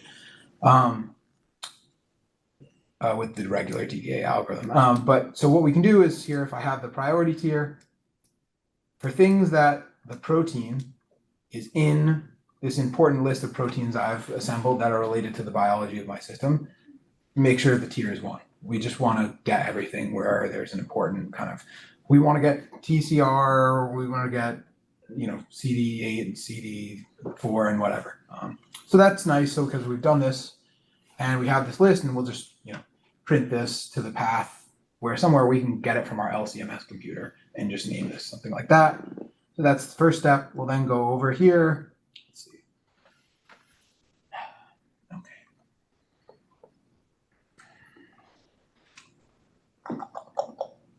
And our Explorers named Dora is, okay, so I'll open this up. And this is my mass, this is our mass spec in the lab. This is in Explorers 480. So we'll go to Google, we'll type in MaxQuant Live. You can just download here. You download it, put it on your desktop or wherever you keep your software. There is one thing that you need in addition, which is the API license to be able to use this. You just have to like call your local thermo person and just ask for it. They just send you a code and tell you where to type it in, and then that's everything you need for this to work. But yeah, if you're interested in trying it, write that down, because the MaxQuant Live just will not, it'll just crash if you don't have that. It only takes a second, but if you don't know, it can be very frustrating, I suppose. Yeah, they should send it to you relatively quickly. It's free, and I don't know why they make it so that you need to ask them. But anyways, so we open up the folder with our thing that we downloaded from the internet. We have our API code, and we open this executable. Very simple. There's 3 different buttons. It's pretty simple software. This one, which is the instrument, and you can see a picture of an Explorers. This is on an Explorers, so I'll click the Explorers and I can connect it to the instrument with this button. I don't actually know if this will work right now. The power shut off in our lab, and okay, it's working. So that's great. So this middle tab is a log. So you can see that what MaxQuant Lab does is it just is always listening to your mass spec. It's recording the information from every scan. It's recording it, you know. And essentially how it works is, you know, if it's we'll get into this, but in your mass spec method, the way you activate it is you just set the scan range from like 908 to 10,004. And if it sees a scan come in with that very specific mass range, it catches and it activates kind of your targeting list, and it runs it how you kind of specified. And so this final tab is where you input your targeting list. There's this load button. I can see all the different ones I've made. They're all in here. There's like protocol and 29-plex Explorers and all these things. We might want to make a new one for our new project, so I'll click this new button. I can click this kind of targeting button here, and it opens up this window. Really, the only thing we need to do here is just click this button here. It says read in stuff, select. It says select evidence file. We're going to select the file that we just made in R, where I explained kind of the columns. You then load this in, hit open. We should name the columns a teeny bit better so it automatically detects them. But modified sequence, it's like I can't find a modified sequence. Apparently we named it modified, which is, we should update this. Retention time, retention dot time. Apex intensity, I guess there's a dot in there. It didn't recognize it. Fragment MZ is an important parameter. All the numbers are the same, and I don't actually know what it does, but apparently it needs it. And then real-time correction. There's this real-time correction thing, and the last, the priority list. Oh, sorry. And targeted MS2 is this other Boolean, which is, do we want to send it for MS2 true or false? I got all these things. I'll kind of update this so that when this list gets produced for you, all the names are exactly what they are in MaxQuant, and then it will auto detect them, and you won't need to sit there like populating all these fields. But we'll continue, hit read files, and there you go. Everything's kind of all set up.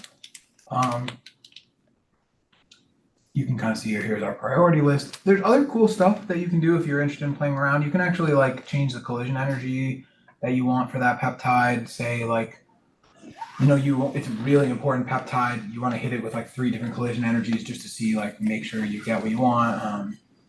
You can change the fill times to be specific. You could accumulate kind of longer for maybe things you're more interested in that are more lowly abundant. There's additional settings over here that are about like how the mass spec operates. There's like more comprehensive guides. You're not gonna, of course, remember all of this, and I think you can find like exact instructions on our website and in the prioritized scope paper, which was published, I guess, in Nature Methods last year, and you can find it also on our website. But just a couple obvious things that we might want to change. The max injection time is the MS2 fill time. So maybe we are working with small samples. We want to set this pretty high. We'll change it to 300 milliseconds. The resolution, we have TMT 2035 plex. We need to use high resolving power to resolve the tags. So I actually have to change this to like 60K or more. So that's 60,000. And also we want to increase the collision energy for TMT. It needs to be a bit higher. So I'll change that to 33. And then, okay, so that's, I've edited kind of my method a little bit. I've loaded in my targeting list, and I gave some additional instructions to the instrument. Hit back. I got to put in a description. Test 2, whatever. And this will be method number 1064. Great. Okay, scan protocol was saved. Okay, so that's good. So now it's in here. You can kind of see it. So if you want to edit it, you can just click edit. You can kind of load a new thing in. Or you can duplicate a past one so you don't have to kind of set all those settings on the side by scratch every time. So that's like one component. The other component is the mass spec method. This is really just a shell, just again, so like MaxQuantLab is always listening to your mass spec. We just need to give it some secret codes to tell it to like when to start taking control of the instrument and then when to relinquish control of the instrument. And so you can see in this mass spec method, usually you'd have something like your MS scan and then a DIA scan below or a top 7 scan, like the normal things. Here we just have 2 subsequent MS scans. This first one needs to start from 908 and go to, the amount of time, the length of your mass spec method. So here we have a 24-minute method, or like peptides we're starting at minute 7 and the method goes till 31. So 31 minus 7 is 24 minutes, and that's how long MaxQuantLab is going to take over for. So we just set this to 1024, these last 2 digits. I suppose if you had a 100-minute method, this would be from 908 to 1100. The second one starts at 909 and just specifies the protocol that we just like made 3 seconds ago, the number in it. And you set, what did we make it, 1064. So then we would just need to change this to 1064. And that's kind of all you need to do in this method. The other thing you need to do is make the length, the correct length that you're using. And your chromatography, you still have to kind of control regularly. You need to kind of set up the gradient you're planning on using. Something, we just do usually something standard from like, 7% B to 35 or however. But that's no specific information for that here. You just leave those settings kind of how you want them. So that's the method, and then kind of you'll just queue that up, and as long as you've connected the instrument and MaxQuantLab, okay, so as long as it's connected, you'll see these green things flashing. It's listening, and you can also tell because the scans are coming in, and then as long as you run this method, you're good to go. It'll pick up and it'll do the search. So that's kind of a brief tutorial. Just to give you, that's not going to be you probably won't remember all those steps, but just to give you a sense of how complicated it is, I think things can probably seem like a bit daunting to get started on if you're like kind of not aware of all the steps involved, but it really is, there's not too many steps. Like a very detailed protocol would be What's the advantage of using maximum light here instead of inclusion list, the regular one with Right. items? Yeah, that's a good question, and I definitely didn't get into it. And that was also a question the last time. So they set out to kind of use inclusion lists kind of for single cell analysis in the project. It was led by a PhD student, Gray Huffman, who's since graduated and kind of left all this behind a little bit. But they tried using Excalibur exclusion lists, and they also tried working with Matchpoint Live, and there was always these trade-offs between like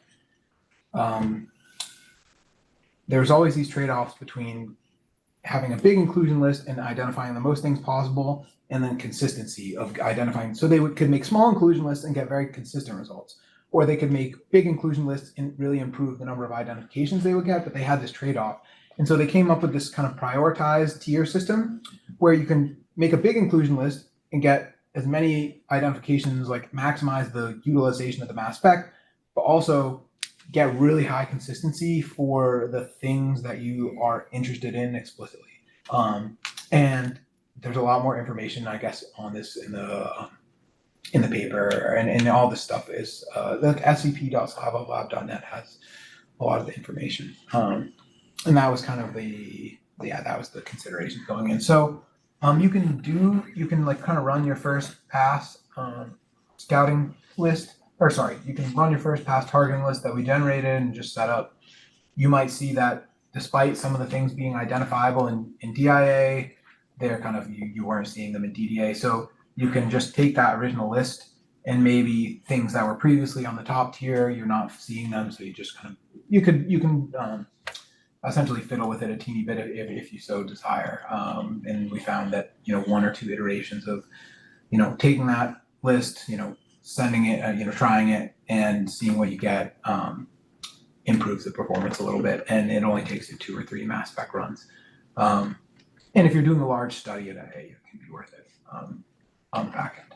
So that's okay. So the point, so now we've done the sample prep, we've run the samples on the mass spec for whatever method you're so much interested in. And just in terms of expectations for results, it's really good to have like standards that you're injecting just so you can like benchmark these things, especially with the DIA and on like the Brooker instruments.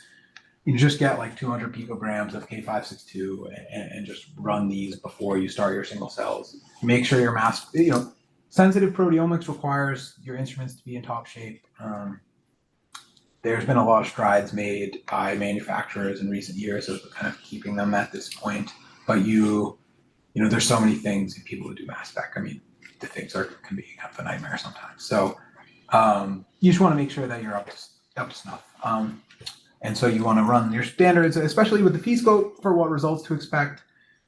You're going to do these scouting runs on just your carrier only, if I didn't mention that earlier. So you're not wasting single cell samples when you're kind of refining this inclusion list if you're interested.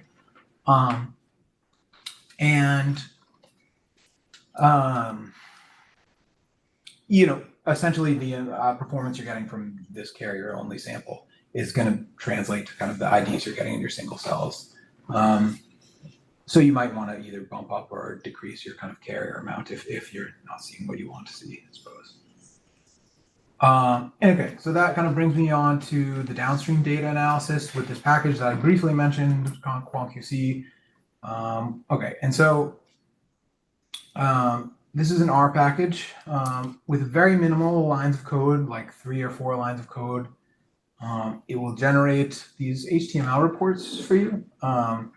And you can use these. If you have a student who's, or you're a student yourself and you've generated some data and you want to share it on Slack, you can kind of share these files. They give a synopsis and with some important like quality checks to see kind of how things went in your experiment and kind of how the data ended up looking.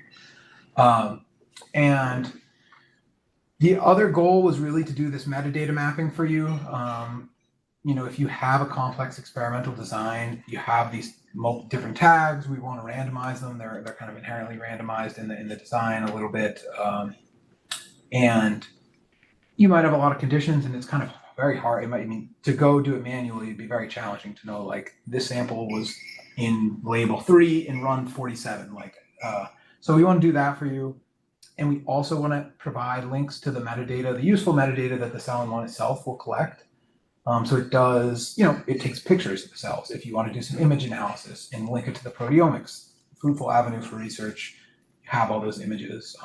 It's not, like the most high, it's not, the most perfect image, but it can provide a lot of information. And people have done some already cool stuff along these lines. You also have just the size is useful to know like how much mass spec signal you expect to see. And if there's any fluorescence intensity that you want to record. The fluorescence isn't the most quantitative thing about the instrument, but you might have cells that are activated, they express RFP, or they're not activated, they won't express it. And for especially these kind of qualitative, like on-off type things, it's a really great application of the fluorescence on the Salmon one. So these are all the things the package is intended to do.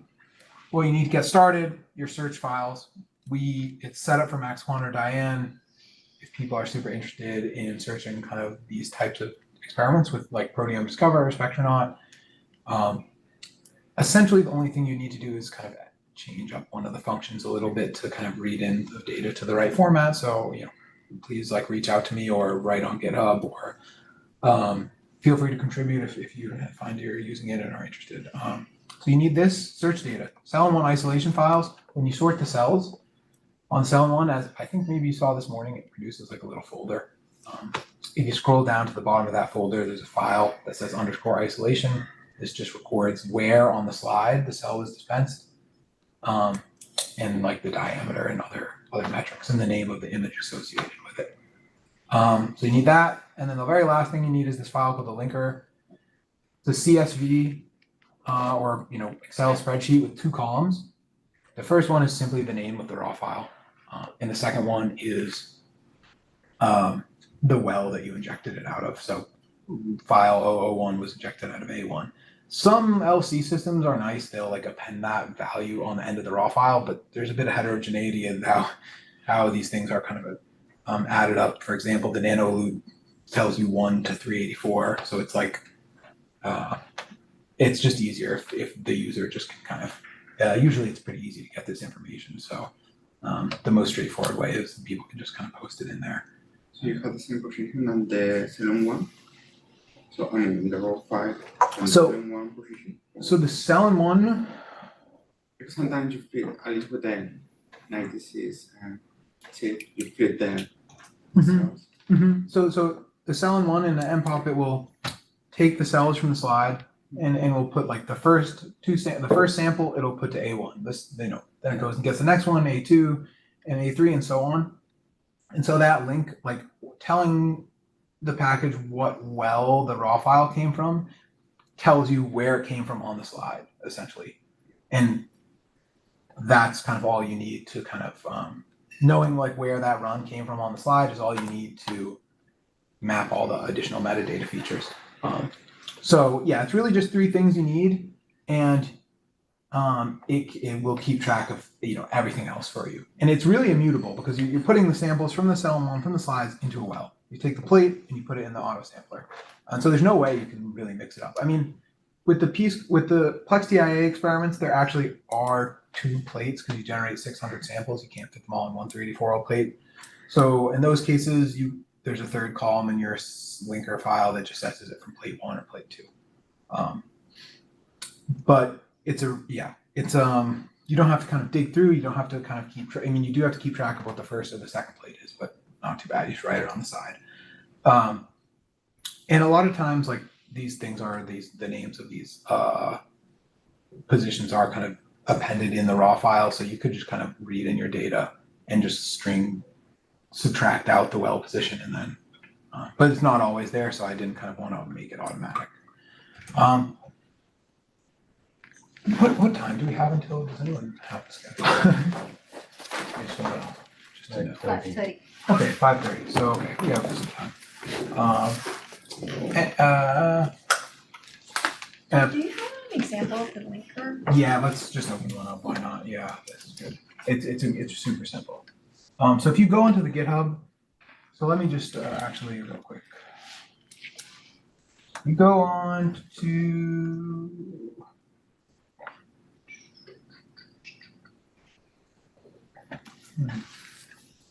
Actually, I'll just do this. Okay, so this is just the GitHub folder. So you see, let's just open this up. That's quickly.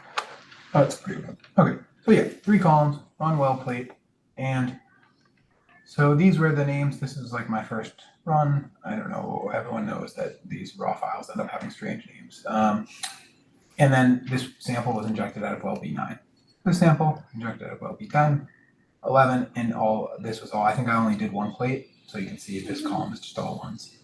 The other important thing, and actually the other aspect I didn't mention, is that you do want to order this in order of when you ran the raw files. With the Brooker instruments, it's really easy because they append this number at the end, where like, so it's pretty easy to sort these and make sure they're sorted in the correct order. Because now this is the 1367th run, 1368. So you can kind of double check that, and I'll explain why this is important in a little bit. But yeah, it's a super simple thing to make. It only takes you a couple minutes. And so,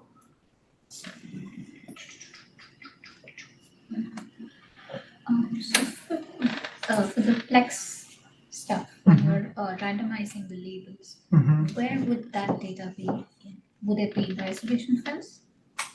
Good question. It's actually in the field files themselves. And if I look in, this is my GitHub repository, and I look in the extra data that I store, I just store the field files for the different plexes that we support in the back end. So the package is using this information, but of course, like I can store it all here, so you don't need to kind of be grabbing these files every single time. But that's a good question. So if I go into the 29plex, I can see I have the file for the labels, and these are like horrific files. Like we string parse them for you because like you don't want to be doing that. And the pickup field file as well. That allows you to see like essentially, and I'll show all this. And so yeah, so this is the GitHub page. There's a tutorial which is really useful. You just kind of hear this HTML, you just download this and see here. We made this tutorial. That's it tells you again. It has all this information. It's all kind of here. It'll make it really easy, and you actually can follow along with the analysis that we did from the paper if you want to, follow along exactly. Analysis from paper. You open it. The PScope paper's data is not finished yet, or published yet, but hopefully in the next couple of days. But we have these files. These are the isolation files that I grabbed from the cell one, so they're all right here in the linker. The third thing you need is the report, which is just going to be stored on massive. Is because it's just too big to kind of keep on GitHub. So you will need to download that, but then you can kind of do the exact analysis yourself. Yep. Which one is the MaxQuant Diane file we need to use? Yes, so that would be the report from Diane. So it's a report.tsv is kind of the base report it generates with all the information. Good question. And for MaxQuant, it'd be the evidence file. Evidence. Yeah. And so so it's the report.tsv from Diane and the evidence file. And hopefully it should say that. So yeah, it'll tell you kind of everything you need.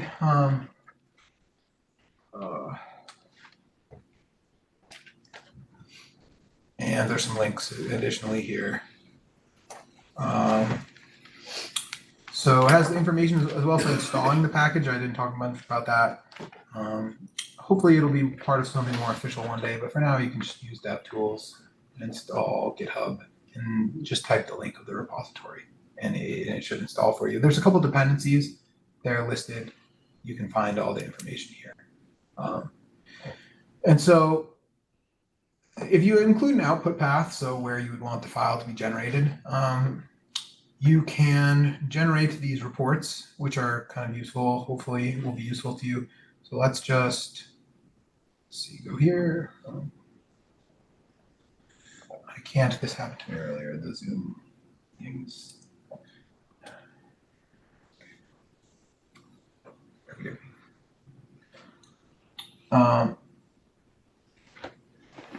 So just we're going to do some live analysis here. We have the data path that I have. It's on Google Drive, so this is a really long path. my linker, which is just in this GitHub folder that's on my desktop, and also these isolation files. Take these isolation files and put them into a list, a named list. So you can see pretty straightforwardly, like 1 should refer to melanoma, and then so I just call it that. And you could just name these whatever you want, but essentially just to simplify the inputs to the function. So I have a list, which is just storing the file paths, just the strings to the file path for these 3 things. Then I have my output path. I want to put it in my desktop, and there's this generate report function, which I'll just run. So it's going to read in the information. There's just a R. Has anyone worked with like R Markdown? There's like a knit button, and it just takes everything and throws it into a PDF. So it's like nothing very fancy. There's just like a Markdown buried in one of the GitHub files, and it'll just take stuff and it kind of runs through. It takes a couple seconds to go. But at the end,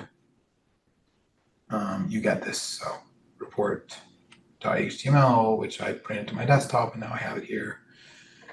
I can let it go to convince you that it won't crash. Okay. Cool. It's doing its stuff. Okay. Output. Cool. It's there. So I can see it was already here because I had already done it, but open it up and go. So here's kind of what these reports look like. There's a little bit of information for you. The precursor IDs in the run. And so this was the reason why it's important to kind of get that ordering right in your linker file. If this was the first mass spec run, because we want these things to kind of be, so just to monitor any LC aberrations that might be happening.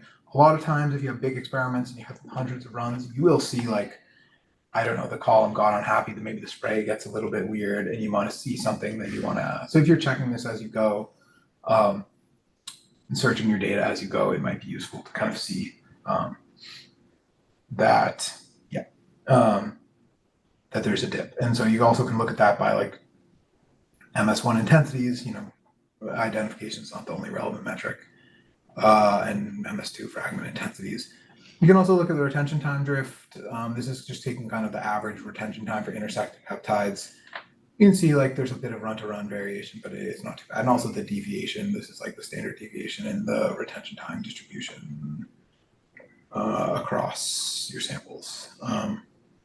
So you do kind of originally see weird things, and it's kind of, it can just tip you off to weird batch effects in your data if you see, and we'll get into this a bit more.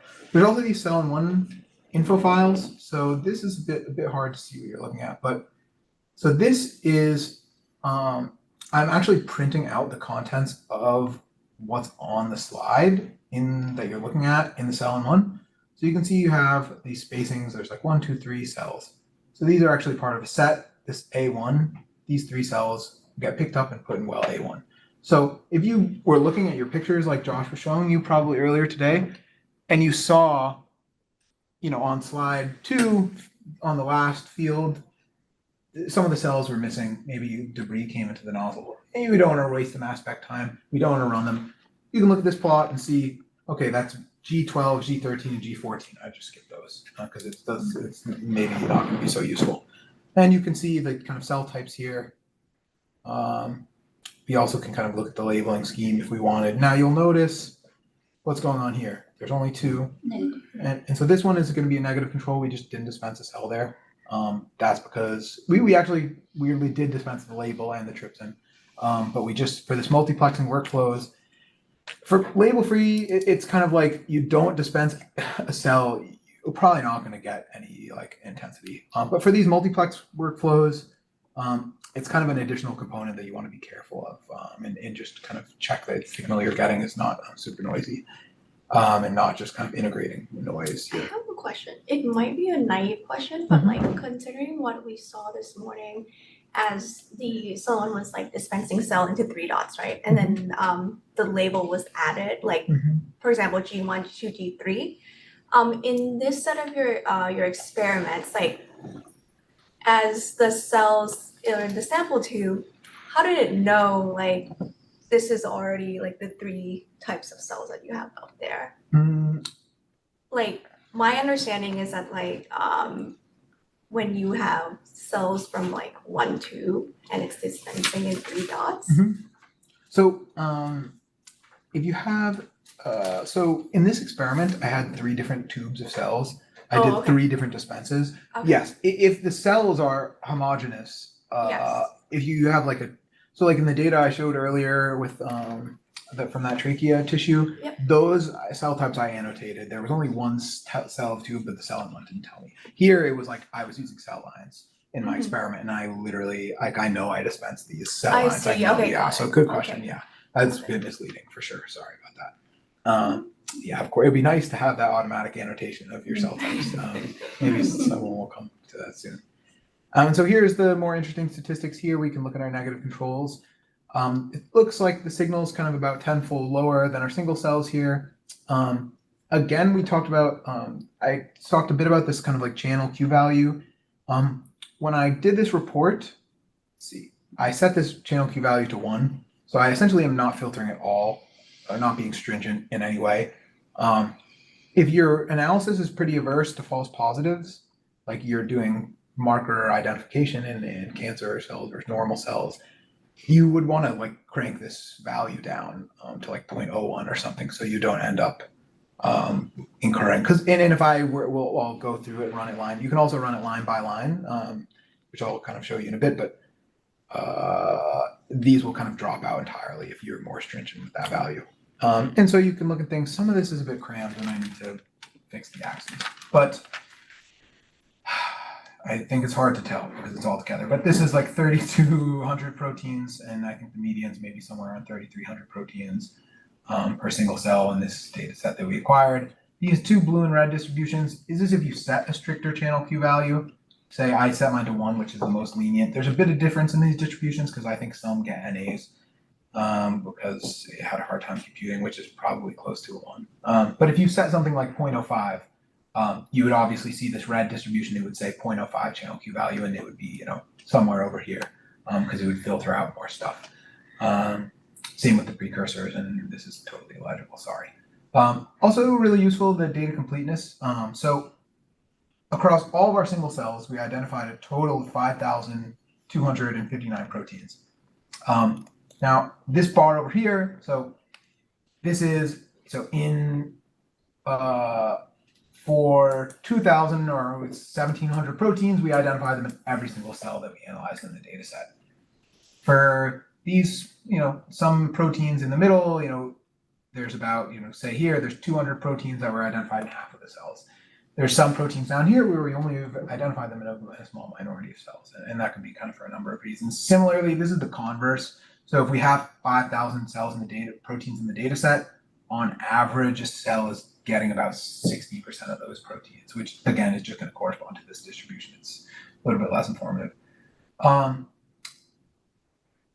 We'll skip that for a second. So here is this x-axis is the size of the cell, and that's the cell in one measure. This is the diameter, and we here plotting the kind of sum. I just take all the peptides identified and sum it as like the total amount of mass spec signal that we're getting. And you see there's a really strong correlation here. There's also off diagonals. You might kind of wonder things like what happened there. There's obviously going to be noise in these measurements. You could have an oblong cell. We're using a single diameter. We could be a bit better. They give an elongation, so we could get better approximations of the cell volume. But generally, protein content will scale linearly with the cell volume. Not for all proteins, but not for histones, but more if their cells are in G1 or something. But I think this strong correlation was a good indicator to us of the consistency of the sample prep. You want to see that you're getting more signal if the cell is 7 times as large, right?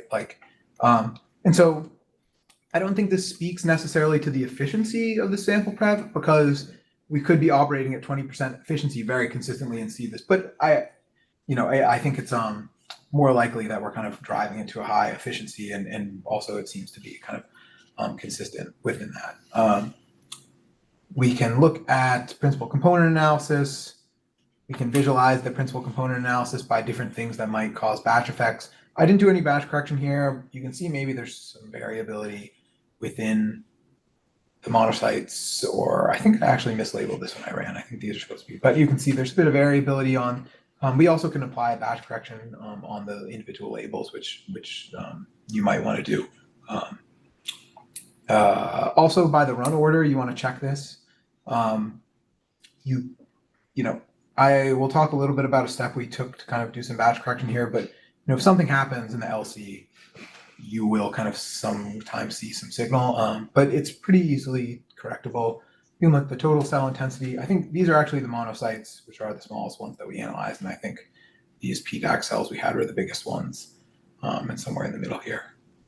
So these are just some things that you might be interested in looking at, getting a quick glance of. You can also run it line by line. So if I just kind of wanted to have it in my R so I could access it. And actually, while we're here, let me just go. So you're going to generate this object here that's AppNote, named AppNote, but it's like one of these S4 objects. So if I look at it and I want to see kind of what the different things that are in it, I can type at and see all the different attributes. What time is it? Oh, you have another, I think. Okay. So we have like the MS type, what's the experiment, the plex, how many tags did we use, because these things matter for like doing the cell-in-one mapping. The raw data is just what you read in from Max1 or Diane. We do only pick the columns that are important because we don't want to crash your R with a bunch of useless data that we're not going to use. There's so many columns in these reports, and you don't need them all to do most analyses. Matrices that are relevant, we have the kind of peptide matrix unnormalized, and it's like kind of sequence with the charge by single cell, so the precursor. The protein that we normalize, protein that we have imputed, we store like the APS protein, like absolute intensities. As most of you know, there's actually a lot of absolute intensities are generally a bit less accurate to compare because there's ionization differences from peptide to peptide.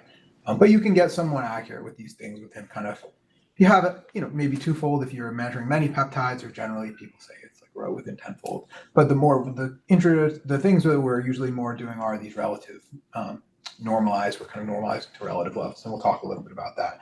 And then some metadata. You have a metadata data frame, which is kind of the sample that you're, if you had two conditions, what the conditions were, or if you have different cell types from cell culture, what those like we had here, the label, the MS run, the cell ID. And so the columns of these matrices are the cell ID. It should be like an immutable way to identify each cell, and it's just the well plate it came from, what well in the plate. So, plate 1, well A1, label 0. And so these should be like, no matter how many times you run the thing, these are kind of immutable identifiers for your single cells. And then maybe some, these run order statistics we talked about with intensities as over run order, and then the reductions if you did a PCA or UMAP. Just one question. Yeah. What's the protein abundance? Absolute. This is with protein abundances, but like not normalized. So there's still some interesting information you want to know, like what the most abundant protein is. It's the abundance. Yeah. So not a absolute, right? Yeah. So I guess it's the abundance without any normalization, I suppose. So it's just I think, what is it? Maybe like max LFQ style intensities of each protein. So if you have a bigger cell, kind of all the proteins will be kind of larger, and actin will be your highest protein, and some transcription factor will be lower. Yeah, so for people who are just want to kind of not have normalized data, if they're interested in kind of running this, but they're not necessarily comfortable with the normalization choices, or they want to use their own normalization, you can either work from the peptides matrix, which is just literally the raw values, or this absolute, which is kind of max LFQ'd from the peptide level, if that makes sense. But good question, for sure. So here's this. We can increase these filters, this channel Q value filter. So if I maybe up that down that to 0.1, it's a bit more stringent. This is a kind of, so you can run it line by line as well, link it to the cell-in-one manual data. I again can kind of plot these layouts over the slide that we kind of looked at earlier. Okay, and again, can evaluate the negative controls. This will look a bit different than the last one we had because I was a bit more stringent on the filtering. So Yeah, now the single cells are around 8 and these negative, so they've dropped to almost 2 orders of magnitude where they were kind of 1 before. And if I up that to like 0.05 or 0.1, they probably would go all the way to 0 or so. And then I can filter at some minimum intensity threshold. Maybe I pick 7. So say there were some single cells that were down here that didn't look so good. I would maybe want to filter them out. But I'll just choose 7.5 here because it looks like that's a good way to divide the negative controls from the cells. Again, we can kind of plot this. We saw before. It's nice. And then here we're collapsing to protein level. So this will take a quick second. I can just tell you about some of the normalization choices that we make to get to this collapse of the protein level. So first, if a reference sample is used, either like in a scope DIA style experiment, or if you have TMT with a reference channel, the first step we do is we divide the raw peptide intensities by that reference channel.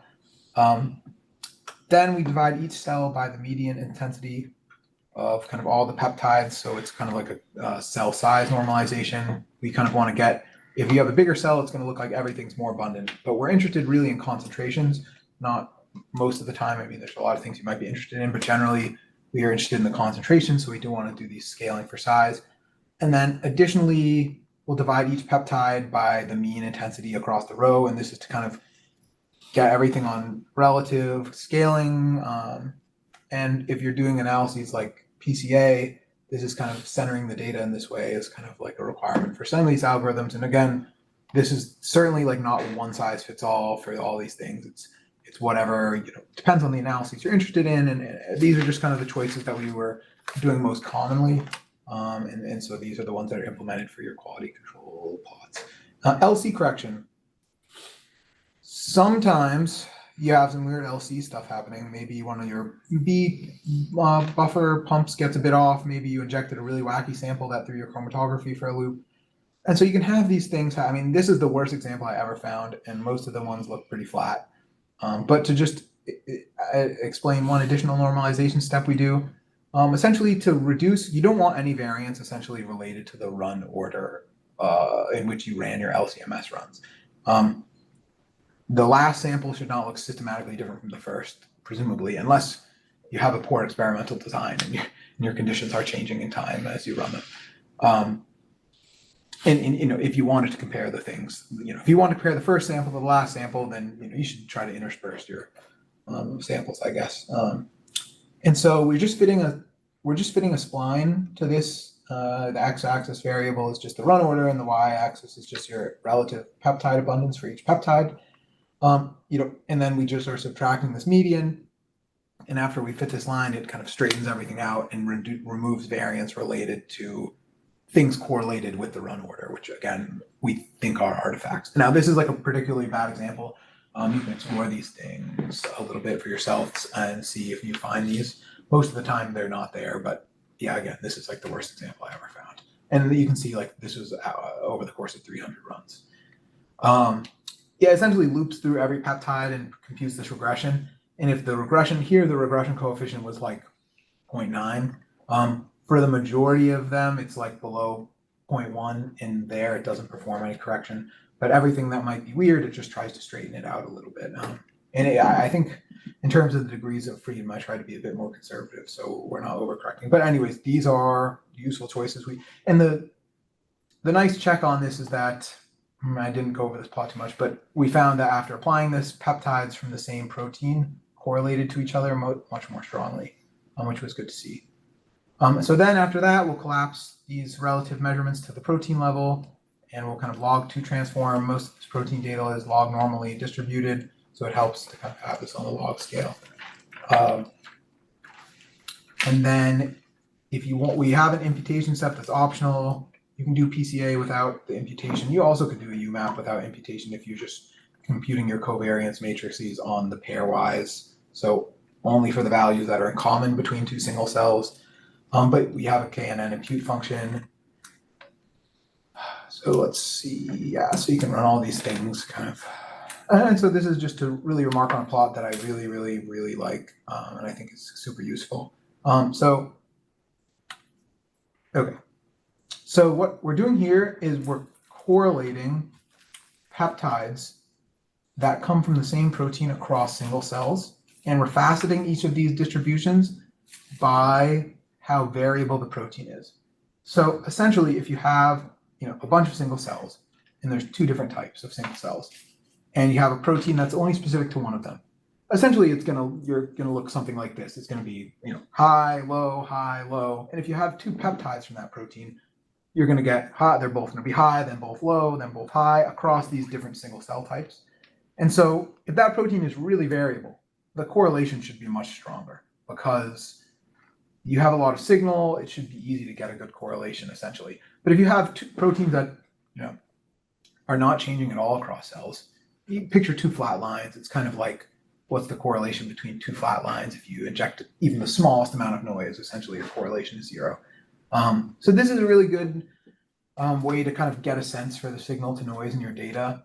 And just, it's a bit of a complicated plot, to be honest. But generally, if you're measuring two peptides from the same protein, they should probably more likelier than not agree with each other. Of course, there's a lot of edge cases, all sorts of edge cases that are really interesting. And maybe some of these data points down here are interesting things, right? Maybe there's a high fractional site occupancy of phosphorylation, and this peptide, protein down here has two peptides, and one of them is phosphorylated most of the time.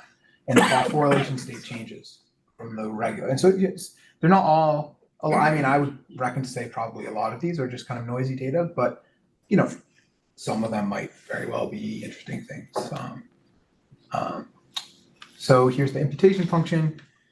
You can batch correct on labels. There's a couple options here. Run would be to correct on every single run, which you certainly do not want to do with plex DIA style experiments. In the very past, this was kind of implemented before I implemented the spline fit that I showed earlier, so it's probably always going to be false. And the labels, you can see if you need to do this or not based on the quality plots, and if you can see the separation on the PCA, chances are you might want to add it. There can be slightly different kind of some small biases there that it's really easy to correct out with the most simple algorithms. It's only 3 covariates and you have a lot of data. So we can compute the PCA. I think, yeah. There's an option for imputing equals false. A lot of the documentation should be kind of on GitHub, but needs to probably be improved.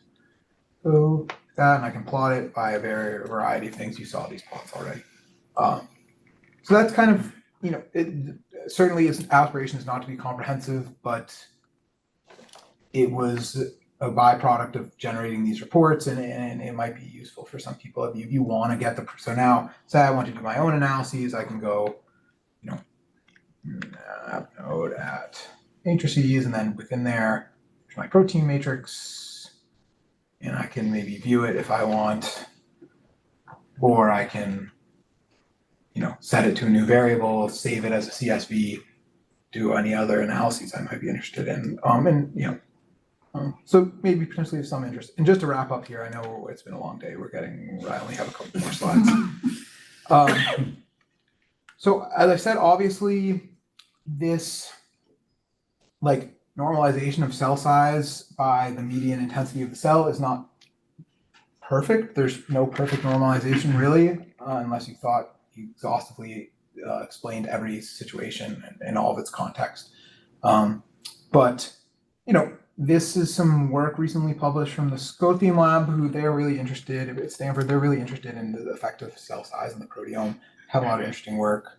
I actually was a reviewer for this paper, and they analyzed some of our single cell data and showed that a lot of proteins were correlated to the cell size. An example of this is histone concentration, right? If you have a big cell and it's in G1, or a small cell that's in G1, and you do this normalization, it's going to seem like histones are less concentrated in the bigger cell because it's divided kind of by a bigger scalar. But obviously, that's not really an interesting thing that we want in our data. We know that cells are going to have histones proportional to the amount of DNA. We don't probably want to see that. And so you're going to have things like surface proteins, right? These scale with the surface area and not the volume. So they're also going to subscale it a little bit. And so you might want to correct some of these things in your normalization. It's a bit hard. If you have a very homogeneous population of cells, you could implement something to adjust for these quite easily. But if you have a complex mixture of cells, you might have a specific protein that's specifically expressed, but also expressed in the largest cell type. So you could see like, you don't necessarily, you cannot necessarily associate it with cell size. So it might not be, you don't want to just apply some ad hoc normalization algorithm.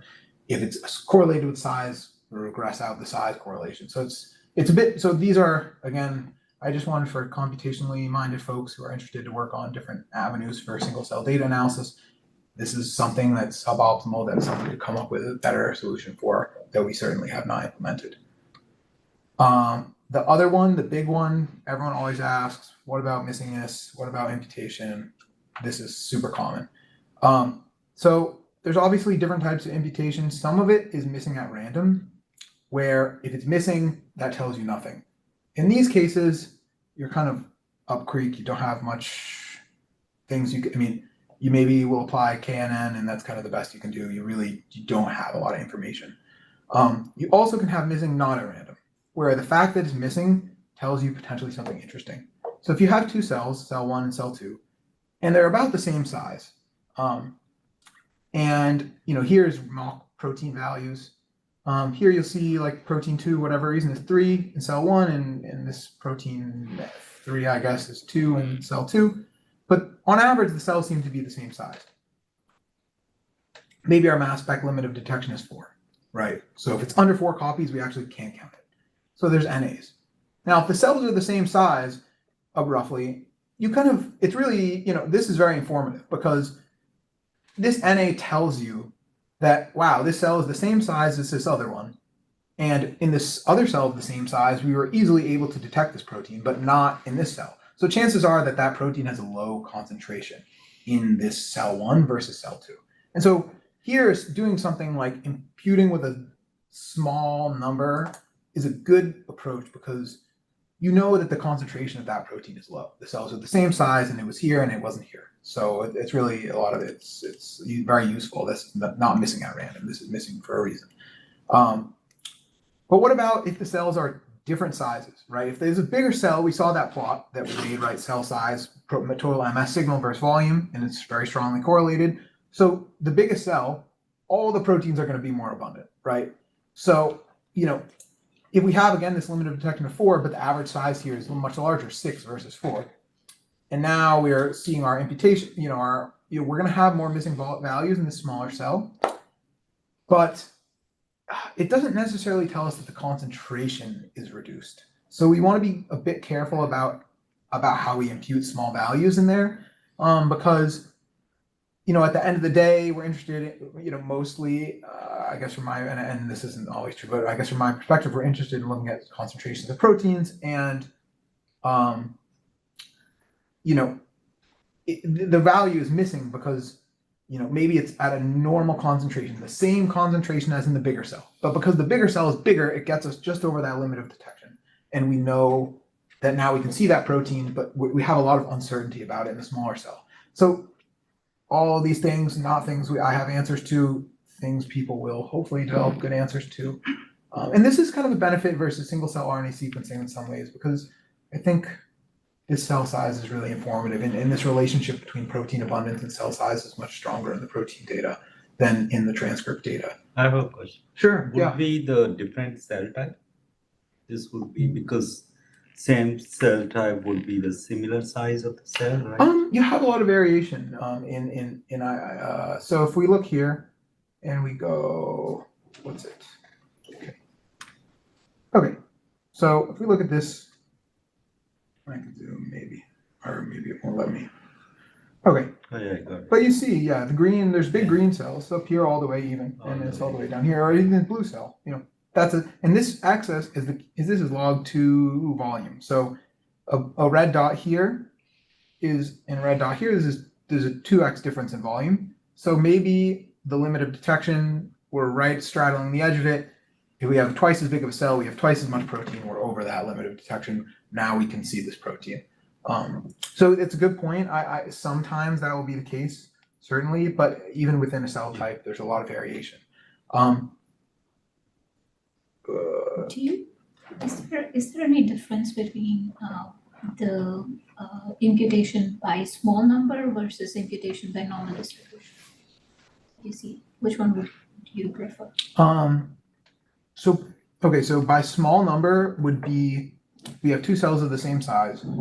We see it's missing in one cell and not the other. So that tells us that, and it depends what numbers you're imputing. If you're imputing a concentration, then the cells are the same size and it's not in this cell. We want to put we know that concentration is lower in this cell than the one where we do recognize it, because it's not related to like the larger cell has more protein simply because it's larger and it got us over that limit of detection. So that would be a good case for imputing a small value in the matrices of like concentrate, like everything's normalized to kind of concentrations. So if a value is missing at random, so say it's like it's missing, but certain circumstances, just because it's missing, it doesn't mean that it has a small concentration in that cell. This is more of a case for doing something like imputing from a normal distribution. You also could do imputing from like k nearest neighbors, which is another, I tend to prefer that slightly more than from a normal distribution, but normal distribution, of course, is the most conservative thing you can do. The other thing which I prefer more than both of those is just trying to look at the analysis on pairwise observations that are agreed between and that also has its own downsides. So, but if you want to correlate, if you want to correlate these two vectors, I could just, well, actually 10 and 12 are the only ones paired here I have, I guess. But here I could just correlate 10, 7 to 12, 7, right? Mm-hmm. And that would be excluding things where one of them is missing. This is also an option. So there's a lot of options, and it's not one size fits all. There's a lot of considerations. Can you use some like housekeeping protein to do like internal normalization? A great question. Yeah, I think, a good example of this is something like get DH. Yeah, there's certainly a lot of variation in ribosome. Yeah. No, it depends on kind of what you're trying to do. There can even be a lot of variation in some of these housekeeping proteins, and I think a good example is like sometimes people normalize to the histone abundance. Yeah, because the cells go through the cell cycle, so they have different histone abundances. Yeah, for sure. I think if you're interested in doing something like, and there's certain analyses where the absolute copy number is more important than the concentration that you're doing. And in these cases, normalizing to kind of by the histones can give you a better sense of, because if you have two cells, you should assume that their histone numbers, roughly speaking, are the exact same, kind of they're both in G1. So you can use this histone concentration normalization to kind of try and exclude noise that might be from one cell is not prepared as efficiently as the next. And that would result in variable histone amount. But you might want to do a first normalization to kind of, there's a lot of work that still can be done and not stuff that I've really implemented. But yeah, there's, it's kind of for anyone who's followed RNA-seq, there's been about 17,000 papers on these things, and I imagine there'll be many, many, many papers on these things as more protein data sets become available. Speaking of which, have people started, is there a way to spike in like an orthologous organism? Yeah, absolutely great question. Let's go to, and so now let me just finally say before I answer your question, I'm not going to get into this. There's lots of additional stuff you might want to do. The data can be found at the Slavov lab website, along with tons of protocols and for the stuff you saw today, like all the specific information. And okay, so, well, I'm not sharing. Well, there was nothing there. I said it all. Let me see if I can pull up some of these things just to show. And so at this point, we're pretty much done, but I guess I have 10 minutes. So, okay.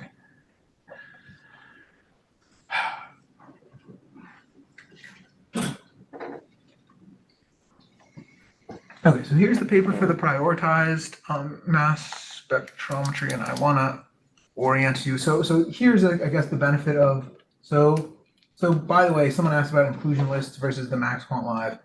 So we found that the prioritized, you can see all the things in this paper. We found the prioritization improved performance over kind of a regular inclusion list without the and you can see the things in the high. This is too complicated to explain to you. I guess you can see eventually.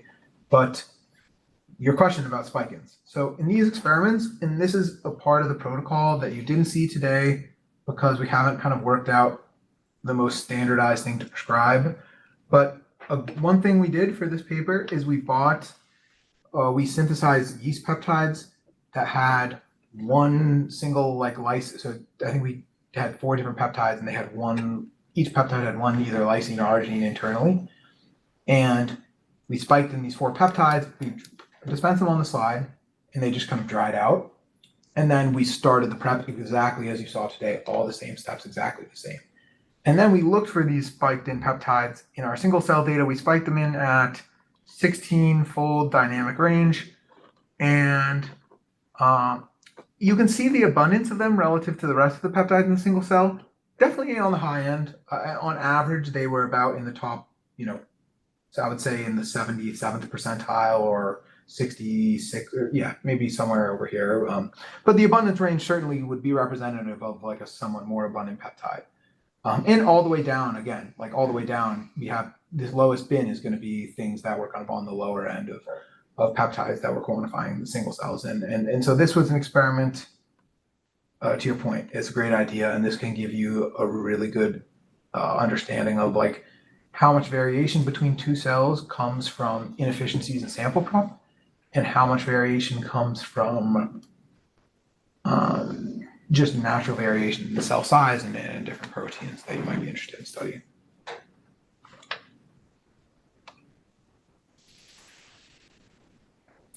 Any other questions? You've had a really long day, so thanks for kind of sticking with us, and hopefully you guys learned some interesting stuff.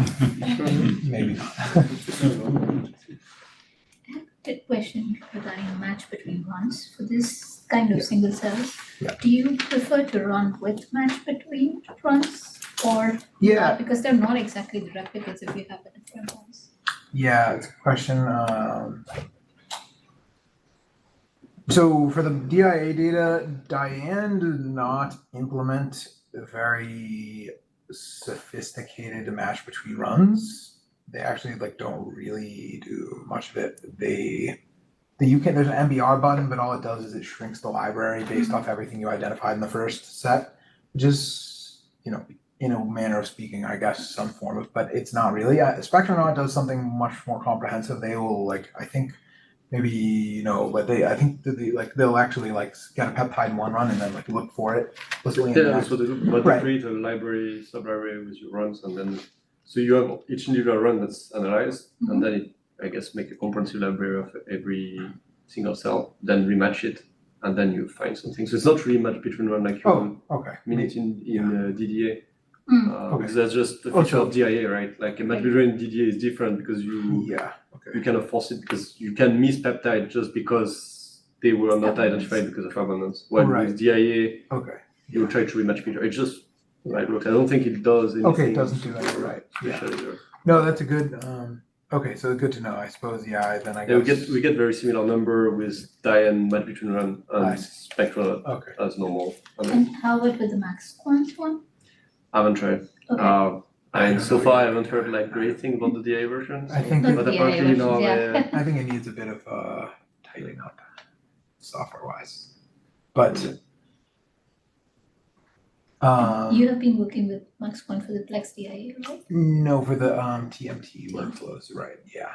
Which it's the only search engine I've ever really used for DDA. But FragPipe also is really important. I mean, DDA search is kind of at this point pretty and also underpowered compared to what you could do. I mean DIA search engines take in much more information. They do predictions of spectra. They do use the retention time to aid the identification and all these things. MaxQuant's just kind of implementing I forget what the mascot or whatever the algorithm is that just kind of matches against a database, and it's fairly, like, it's almost like pretty rudimentary, like compared to like what you could be doing these days. But, and I think probably like Proteome Discover does something more sophisticated, and they probably use machine learning to like improve these predictions of spectra and retention times and all these things. But with the prioritized scope, if you can increase your kind of fractional identification rate, so the number of, if you're taking 100 MS2 scans and you can be productive on 88% of them, you know, there's opportunity for an additional 12% gain or something. But or I guess that's not exactly right percentages wise, but anyways, there's additional, you know, some room for improvement, but it's not like something where match between runs can like twofold improve your results. For DIA analyses, sometimes it can really be a big help. Have you ever tried the MaxQuant live option to exclude, like when you were talking about I don't do DDA. No. Okay. So if you don't do DDA, you don't care because you're fragmenting like a certain mass range. So that's also the advantage that if you record your data with DIA, you will greatly benefit from like software improvements because the data is there. So if the software gets just better at picking up like the data from the noise, then if you run your data set, like so for example now there's new version of Spectrum coming, you can run your whole data set and get so that they say now get better quantification data. Because, yeah. So with DDA, it don't get that much better because you get your peak, detect them on MS1, you fragment them, and then that's just what you do. So if it's missed, you will never get it again. Then of course you can improve the identification on MS2, but it don't get like that much better than that. Yeah, if you have a really high fractional ID rate, then you're kind of maxing out. Yeah, there's a hard threshold on how useful and you can't match between runs with TMT if you don't fragment it. But still, you know, I think if you're running if you want to go a bit slower, you can do good quantification for like, let's see. Oh, I don't have it. But if you go a bit slower, you can do like really great quantification for like 2,000+ proteins per cell and have benefit from like the really high throughput of the TMT tag. I mean, depends what you're trying to do. If you have a complex sample and you want to kind of profile protein differences between the different cell types and maybe compare them to transcript abundances like Saad and Megan gave. If you saw at the conference, these kind of analyses like DDA can still be really nice with the high multiplexing. If you want to build more like precise quantitative models of protein abundance and your signal to noise that you need is higher, and you want to use more proteins to model and you have nice larger cells, then a DIA definitely has some advantages. But the trade-offs, and again, we are using both a bunch, and there's, I think they're kind of very synergistic. And you also have different noise structures in the two data sets. Like there's different sources of kind of reasons your quant might be not as good. So if you have good agreement, I mean, a lot of things we're doing a lot is collecting from both the same cell types and then comparing the results. And if they agree strongly, it gives you significantly more confidence that the quant is what the quant is, I guess. Similar to like looking at multiple peptides for the same protein. Sweet. All right. You're all free, I suppose. I think I have kept you for long enough.